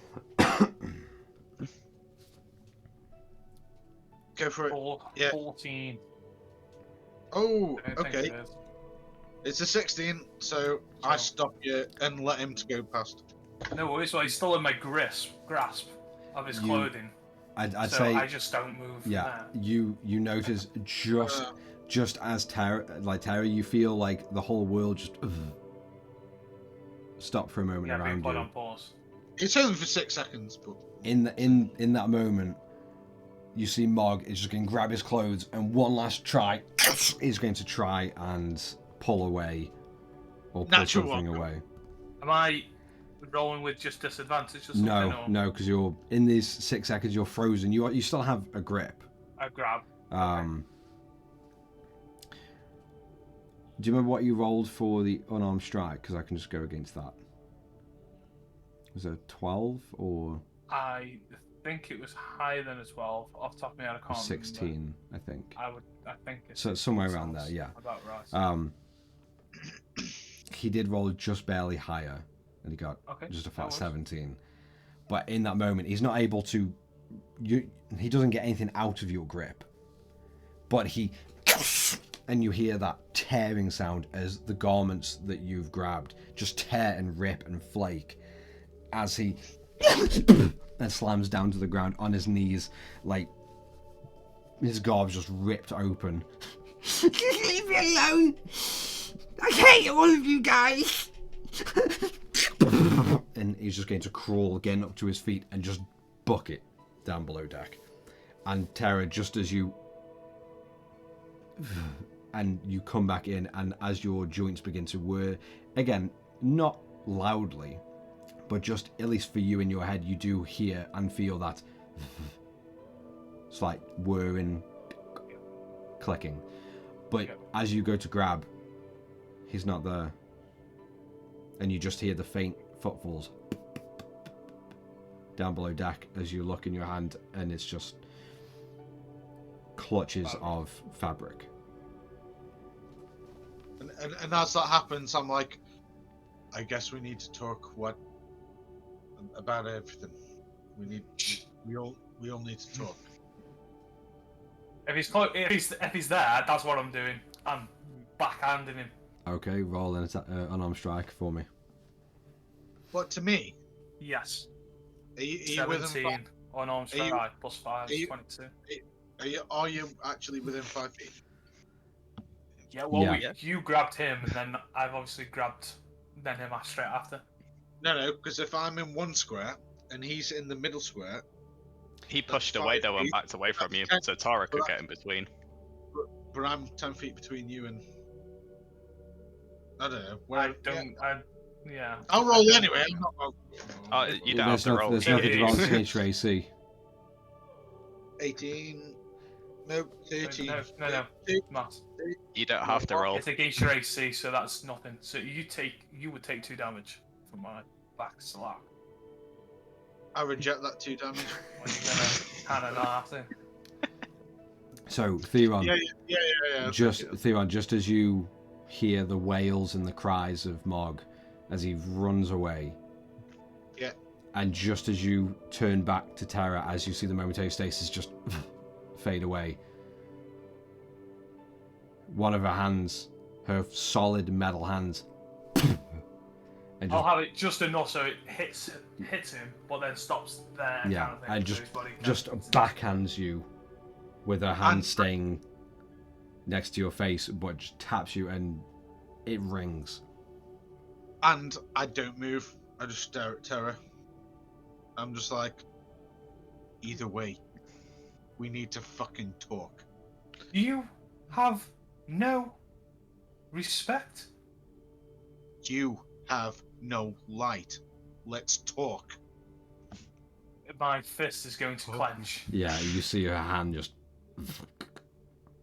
and small, like, because you're so close to it, and my hand's there, you're going to see very small shaking. Like, maybe on the knuckle parts, you can feel, like, you can probably see the little movements. Trying to, like, I'm trying to resist my own temptation to just swing, basically. All right, that's enough. One of you downstairs in the deck. Now the other one, stay up here. No, we need to talk.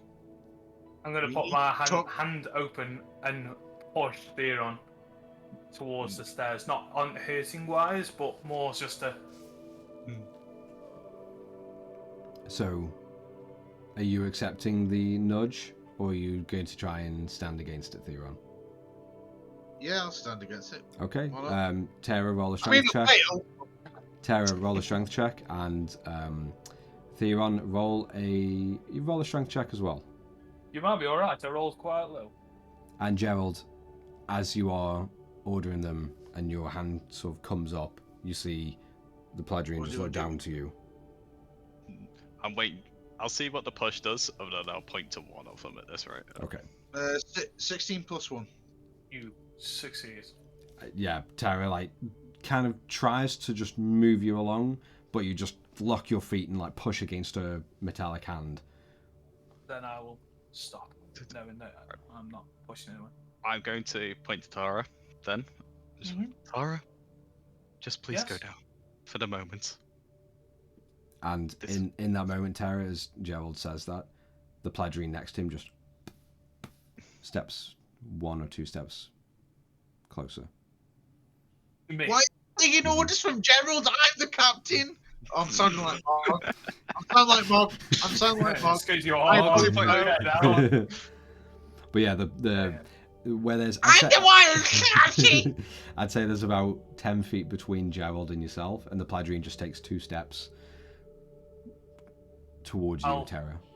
I'll nod, like, He holds a hand out, just motioning to the stairs below deck.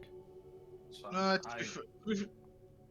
To be fair, I'm just like, Adrian, stop. We're all in this together. I'm gonna walk down the Exactly.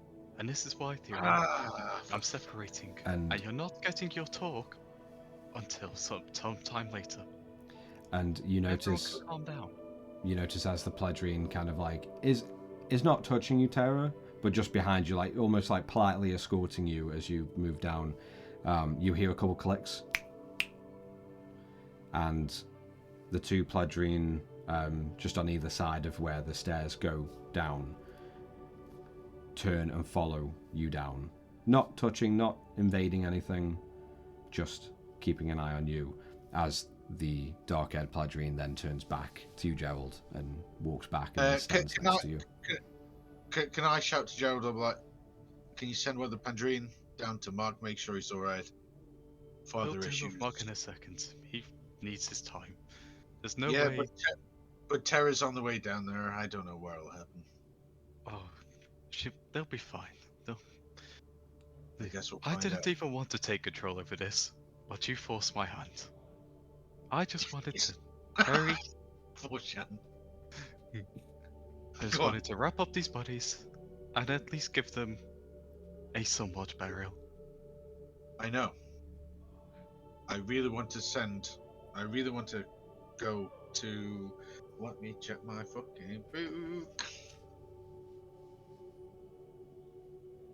I'm gonna head down to the room that I slept in. Yeah. The You Uh, you walk is it? Oh, go. you walk past, and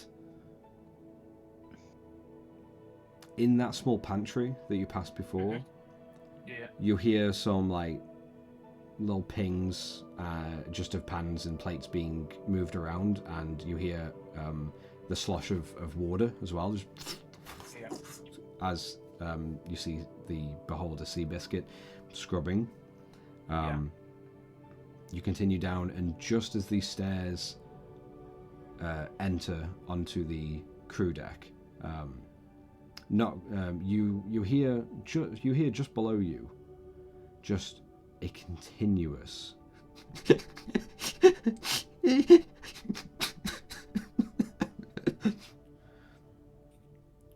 just over and over from below you.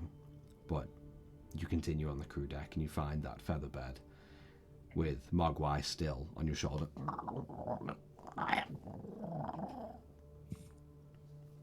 Is that crew member still close to me? The one that's crying, or the What you mean, Mug? the two Mug. the two You know he's Mug. Stop being so emotionless, robot. the two Pladrine enforcers are walking with you. Okay. Just a couple feet behind you, and not That's cool. raising hands or anything, just walking behind. No problem.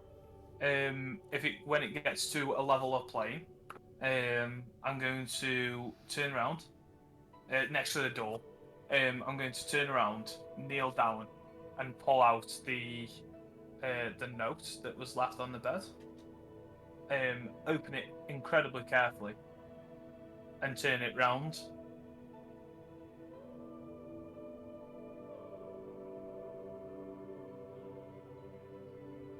And I'm just going to nod, and my eyes are going to be on one, and then turn to the next. You See if they know anything about it. They both look down at the note and then up at you, and you take turns looking at both. And succinctly, at the same time, they both just look at you.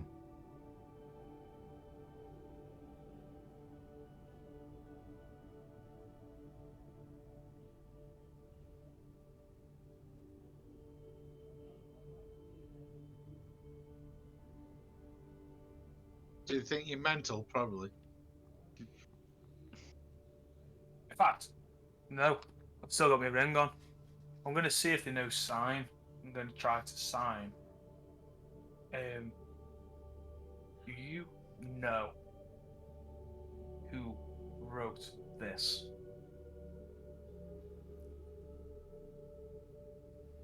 And they both look at each other. And one just raises a hand. No.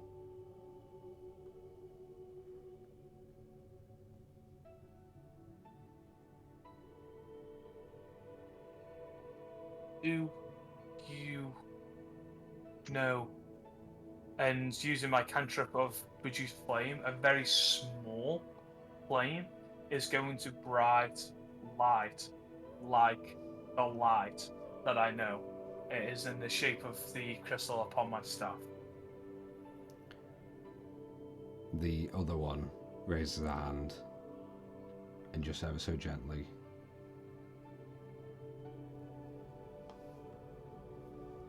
I'll reduce the flame.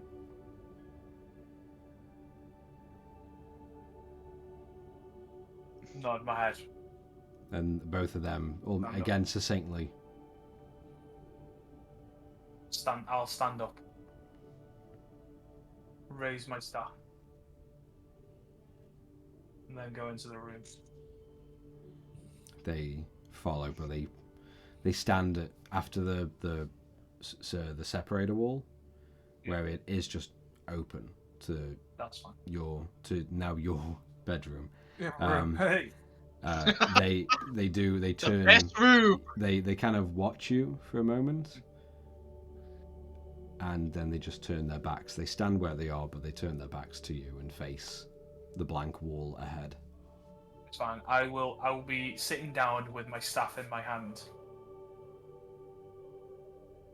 Well, not even exhaling, just Just still, motionless. Yeah. Let me quote out what it says, but I'll tell you in a bit. Well, carry on. Okay. So, Terra is led down below deck by the two Pledrine, escorting her. And the top deck is just... You see the one dark-haired Pledrine now standing back next to Gerald, looking towards you, Theron. Concerned about everyone, but mainly about you. And Rayloff, you're still in and out of Everyone's consciousness.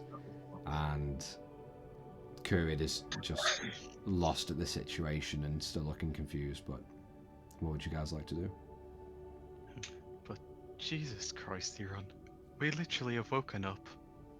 I know Mog was disrespectful, but at this rate, we're just reenacting the same steps as yesterday. But I'm not going to start trying to throw people off a ship. Just more. Come wrap up Briar. Let's give him a burial. Yeah. I totally agree. That's the whole reason why I got fucking angry. With his fucking smirk at the body. And forcing people to talk about personal issues like this is definitely not going to be a way. They're just not going to open up within having just slept. Yeah, maybe. Who knows? And you said something about not being Mog's father? Yeah, I delve deep. He's got father issues. Violent father issues. Shit goes down. He wants to feel accepted. He wants to be the best. Blah, blah, blah. What I will say is, you know, Briar, I did hear him mention once about a Riedra, maybe? I can't remember what Yeah, Riedra. it was on. Yeah. I remember a place called Riedra they mentioned. I think maybe that's the place to go if we're going to bury him. Well, I was kind of just debating sort of Check him out cremation beside and the ship. throw, but if there's a place where he needs to be buried, we can do that. I don't know. I know. I'm not actually quite sure because I'm rubbish at listening to people, and I usually take my own thoughts as fact. Well, I this is think this is Briar's ship, isn't it? Well, we are essentially, going to have yeah. to actually decide who owns the ship overall, but yes. I think we got. Why don't you just? I think we take the whole crew. That was the whole point of like getting everybody together to like discuss and vote. But it seems the Padrine have a significant affinity to Gerald for some reason. But by the by, as long as Gerald's with us, that's absolutely fine by me. I'm fine with our friendly banter for captain ship. That is perfectly fine. I just don't want to have to get serious over it all. I don't want people hurt over what ultimately is going to be a group's decision over what we do anyway. Gerald, you really think I do? I know I'm morally grey, but I can't deal with much more than this. It's fucking killing me. It has been an eventful few days. Yeah. to say the fucking least. And with Terra looking like some kind of fucking robot.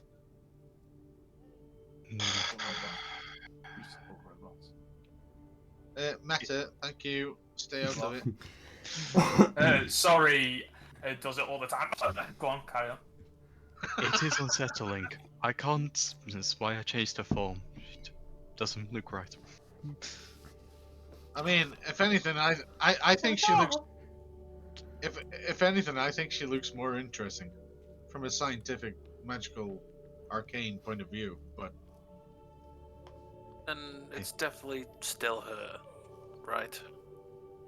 well, who knows? I didn't get to talk to her. She got sent down below. Remember? Well, physically, Well done. she's got a new body. She's not masquerading. Whoa, whoa, whoa! You say a new body? Maybe that was a body to begin with. You've got to think. Light. He was after the light. If he took the light, then what remains? I'll put this to the DM here. I'll have seen Tara with the eye on before when she was human. Yeah. Did she look Warforged then as a true form? No. Never. Not at all. She's definitely changed. Well, there's only one way to find out, and she's down below deck. Yes, but for the time Yeah, being, we could do it this. might turn up into a fight, but either way, we have to fucking discuss this at some point. No matter the hurt, no matter what happens, even if she fucking kills me, either way, we need to fucking talk about it.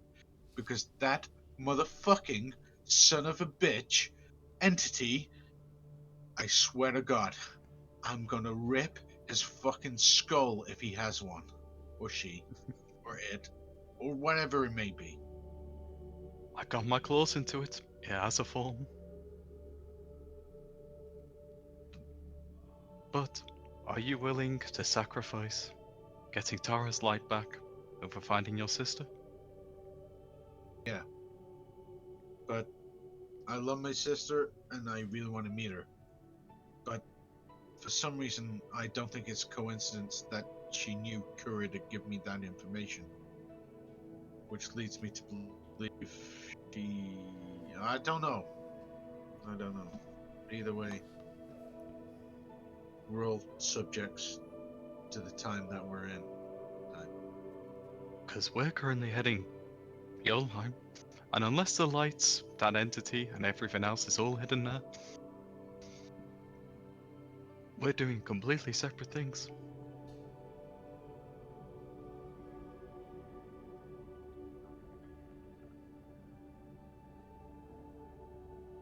Sorry, my screen froze. Did anyone say anything? Yeah, so with the lights and the entity, we're doing completely separate things if we carry on heading to Yodelheim. Yodelheim. Yolduheim. That's fine. Yodelheim, sorry. It's hard. Or just make English words. Yeah, No. you have to have the tongue for it. Yeah. That's fine by me. You have to be pretty trash. I love my sister, and there's nothing I want more than to hopefully save my town. But at the end of the day, I'm here, I'm now, and this is happening. So When are we going to kill the weasel? Not yet, Kurt. Why? There's been too much death for the past few days. I thought that was your thing. All of you, death follows. Why should I argue against that? It's easier Don't like to Kurt. accept it. Kurt, if you don't like it, fuck off. I like you. Fine.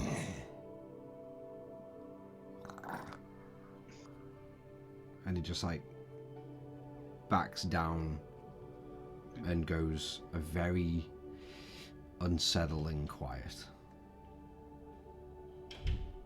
This is a lot easier said than done when we're all this way up in here. We're a bit trapped with each other, you know? Gerald, Yes. a word.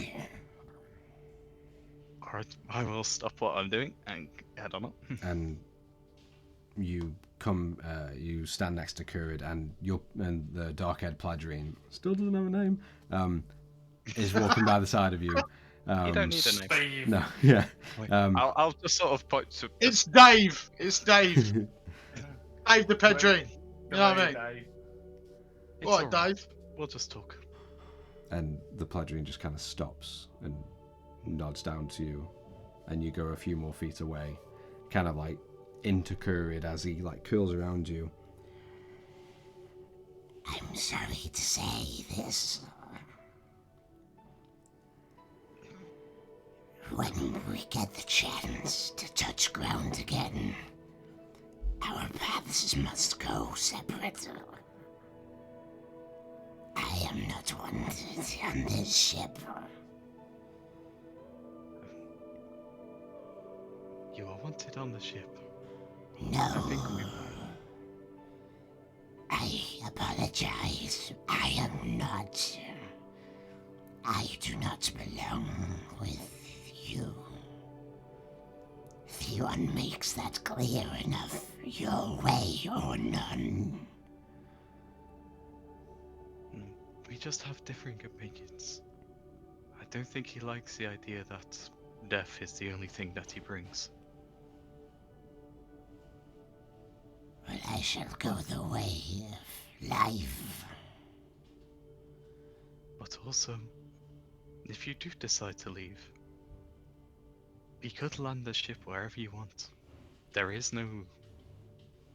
You are obligated to do anything. That is the true meaning of friendship there.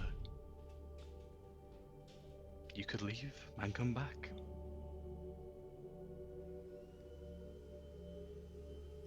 I will take the night and think of the destination I choose.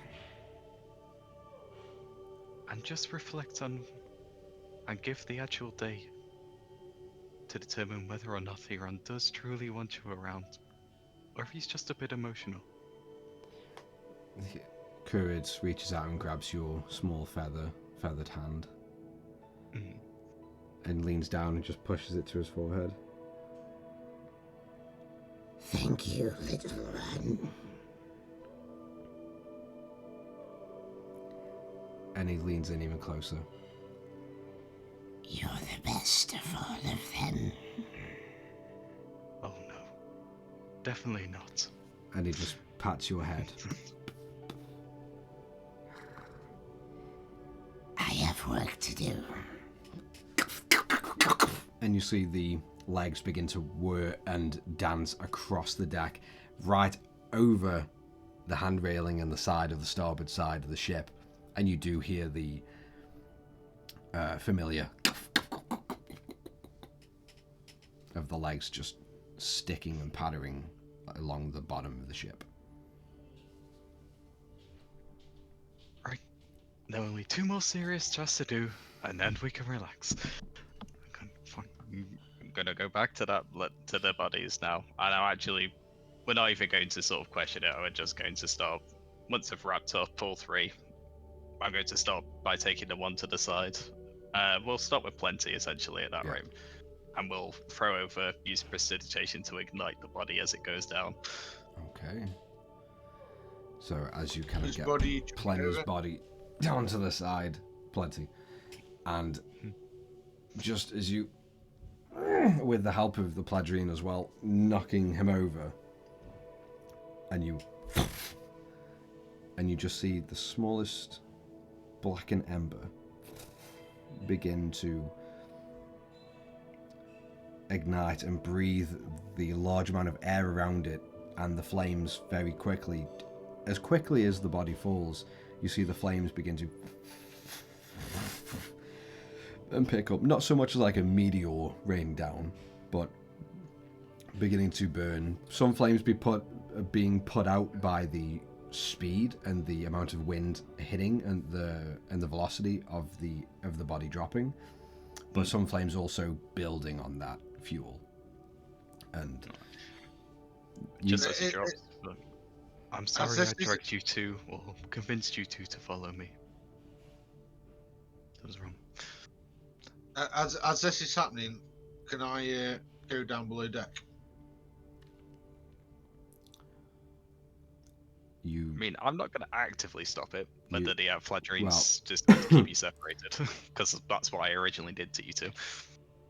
well, you do take a couple steps away from Gerald and the bodies, and you do feel just a light hand on your shoulder, Theron, just stopping you for a moment.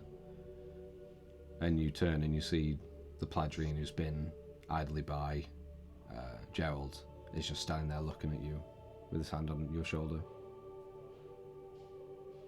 And the Pladrine looks to you, Gerald, just as you... I don't even say anything. I'll I'm just turn and standing go, there. what are you trying to do, Theron? I'm trying to make this fucking right. I'm fucking sick of all this that's Exactly. happened to us. Please, Gerald, let me be. Just please don't. If I hear screaming, or Fine. crying, or other stuff, it's just not. You know? I've got to intervene. Fine. Tell the Padrine to come with me. If anything untowards, like violence-wise, they can intervene. That's fine. There's already two That's- down there. I know. So, It's up to you. I mean, Captain. just actually just go. And the hand releases your shoulder. And I go down. Okay. So, Right. Gerald, as you move to the, I assume, Pladrine's body. Yeah, we'll go to Badgerine and go. Do you want the same for your comrade? Have you already thrown off Briar's body? No, Not yet, Just, no. just Pladrine. Okay, no. Okay, I thought I was yeah, that's fine. You'll sort of in the peripheral vision, you'll just sort of see me just attempt slowly getting up. Yeah, I will, as you like- stagger and just begin to like try and get up. That's my crush. The Pladrine picks his comrade up and just like leans them in and touches foreheads and mouths something. Oh, camera's gone. All of our cameras on the overlay right now are going to be absolutely fucked. Oh, well, different spots. Doesn't matter. We're bad now. And you notice the Pladrine mouth something. And because of your very keen eyes, no whisper comes out. But you just see the mouth and the lips mouth the words, "The light will always be within you," as he just aims him and kind of just gently releases as the body, and you cast out the prestige. Okay, give us 2 seconds. We'll deal with this. Sorry, guys.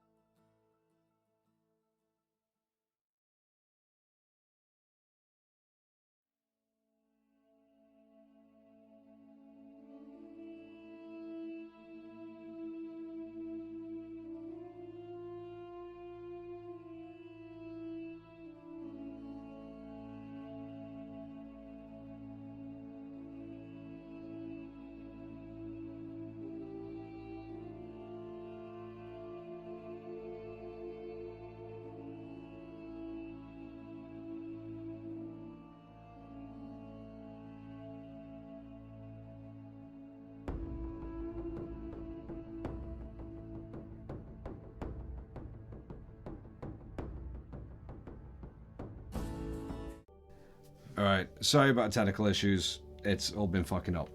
Anyway, so back in, Gerald, you notice the Pladrine as he leans down and he mouths the words, the light will always be within you, to his fallen dead comrade before he aims and just like gently releases over the side of the ship, and you cast the prestidigitation, setting the flames, and you notice the Pladrine doesn't look emotional or anything. He's still very stern and like stoic, but looks to you and it just gives a very, probably the most emotional nod you've seen, being that his eyes close as he nods to you. I will ignite and thank you for your sacrifice. And then then we'll move on to picking up Briar's body. Yeah, the Pladrine helps and picks up Briar's body and looks to you and begins to like move towards the side railing. At that point, I sort of would have made it to him. Yeah, you just kind of like Hold hopping, like, on. Oh. What is it, Raylov?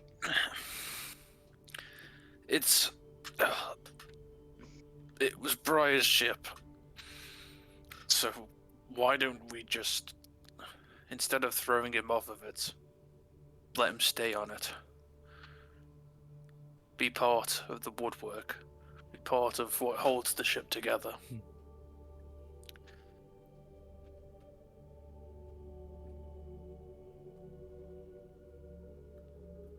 I agree. I'm just trying to figure out where can we burn him without... You know, I mean, he can't just hold him.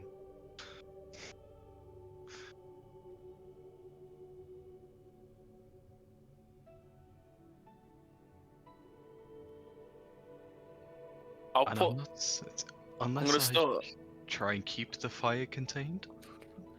But that's about it. I think.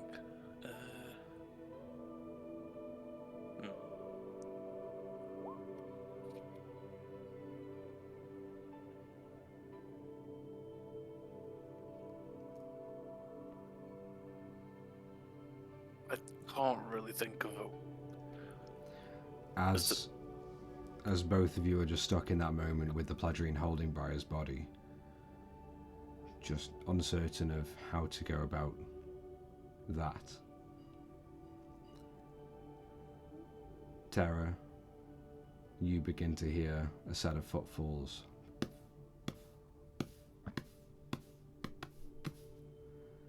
Down the steps, as Theron, you enter the crew deck and you see the two Pladrines standing just on the outside, just past that separator wall, facing the starboard side wall of the ship, with their backs to the captain's room behind them.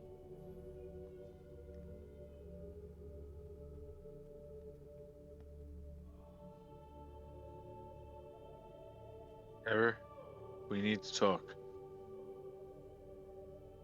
I'm gonna still be hands on my staff and looking down.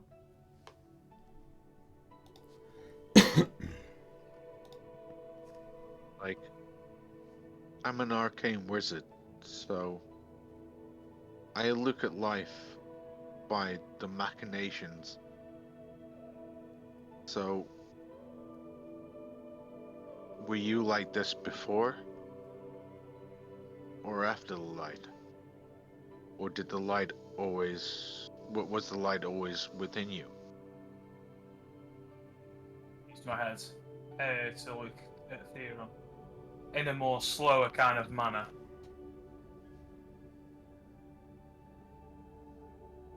I don't know. Head back down to staff. Okay. That's fine. I like a good mystery. How about we find out together?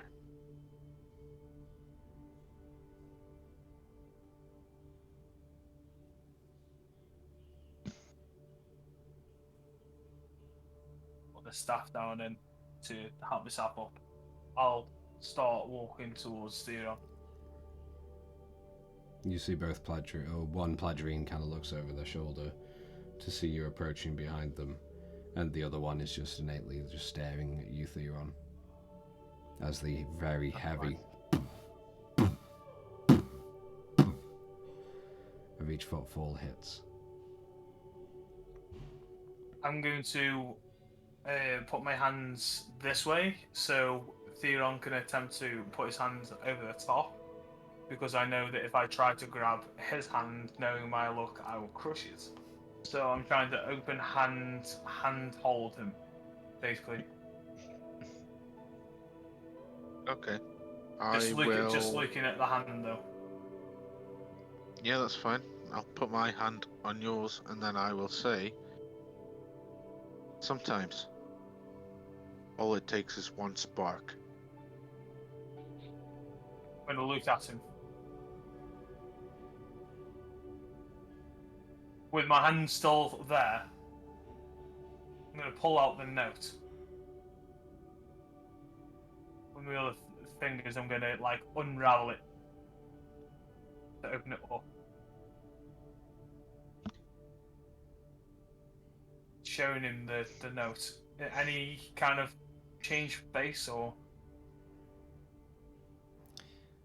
Roll an insight check. Ah, love it. I think it's the best insight. 9 plus 4, 13.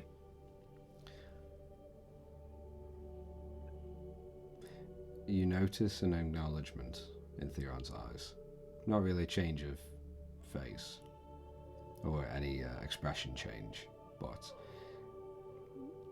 the eyes are warmly looking at the note as if it's something he's seen before.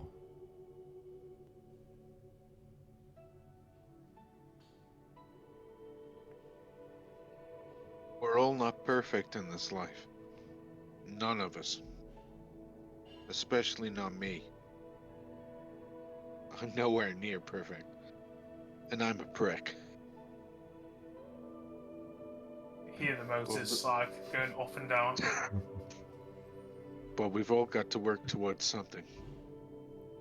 And I like to think, in some way, I'm trying to work to something better than what is. But who knows in this crazy life. We've had a fucked up journey so far, and we've only known each other how long? Long. So maybe if we know each other a little bit more and show each other a little bit more support, maybe times that by however long, maybe it can grow into something really good. Maybe we can help each other out. Maybe. Maybe the spark that you lost can be found. Maybe you never left at all. Who knows? Do you feel empty? Empty? A little bit, but probably not for the same reason you are. Everything I knew. Oh. Everything that you knew is gone. But there's everything before you that needs to be known.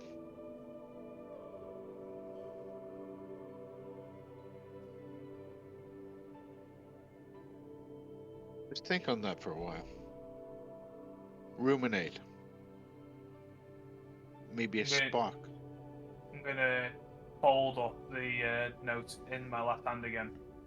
Pocket back again. Pull out the fabric of Mog. Release Theron's hand from mine. Because I don't want to grab it or anything. Yeah. Theron looks a little bit relieved. I'm going to hand him over the fabric. And then give him a nice nudge to start heading down. And if he complies, I'll follow. Okay. I'll nod to the Plancian though. Yeah. Yeah, I mean, I have no reason not to comply. The Pledrines step to the sides, allowing Tara, you to follow Theron, and you both head down to the galley to find Mog. Correct? That's my intention anyway. Okay. Okay. Theron nods and complies. You make your way over the crew deck, passing the mats and the hammocks of various bags around. You see the Pledrines, your allies, you see Mogs, what was once pigeon foods, mats and hammocks as well, and little trinkets and baubles around. You go down to the galley and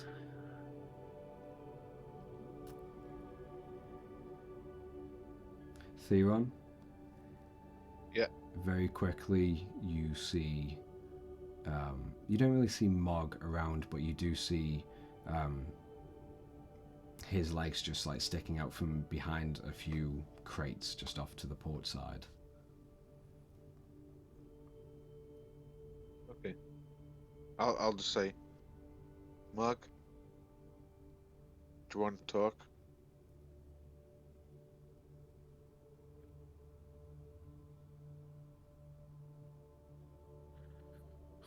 That's it.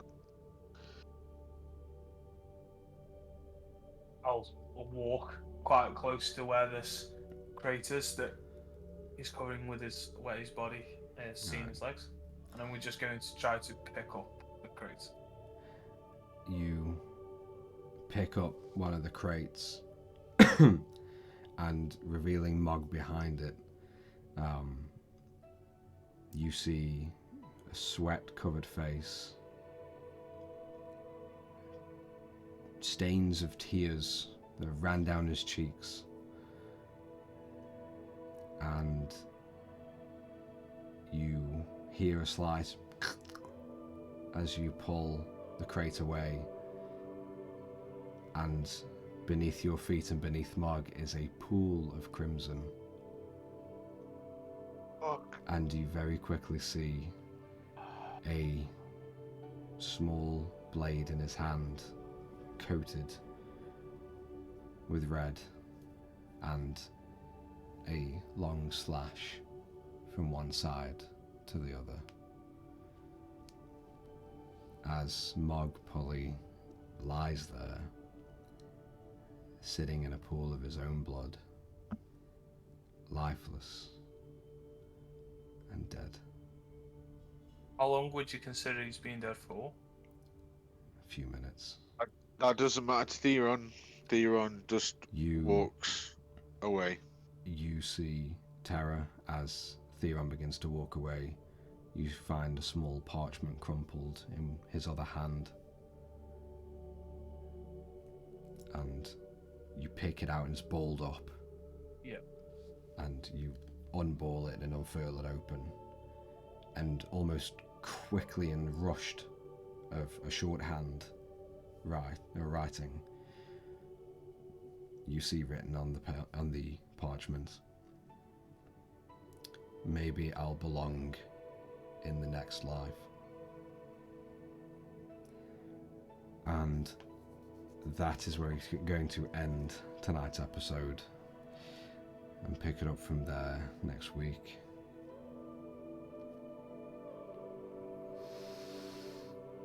Fuck me. You ain't gonna lie, do you? No. Just blame Theron. It'll be the easiest way out for everyone.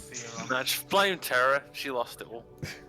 Please don't blame Theron because he's at his fucking wit's end right now. Let's put it that way. Oh, Oh, we're all gonna follow each other. Suicide pact. yes, So- everyone, yeah. Okay. Oh, everyone drink the Kool-Aid. We're done. Actually, Tara can't bleed out, so she'll Join the just- Cool Kids Club. I already tried. Couldn't kill them. Couldn't even kill them. Okay, well, to everyone, thank you for sticking around. It's been a very weird and now very, very melancholic ending to the episode. But thank you very much for watching. It's been, something. But we will be back next week to pick it up and see where the Companions of Fate go next. We want to thank everyone for the support and the normal shit. You know, the VOD's going to be up soon on YouTube on Wednesdays. There's a Discord link, everything, and we swap places again. Anyway, with all that said and done, thank you very much for watching, and we'll see you again next time.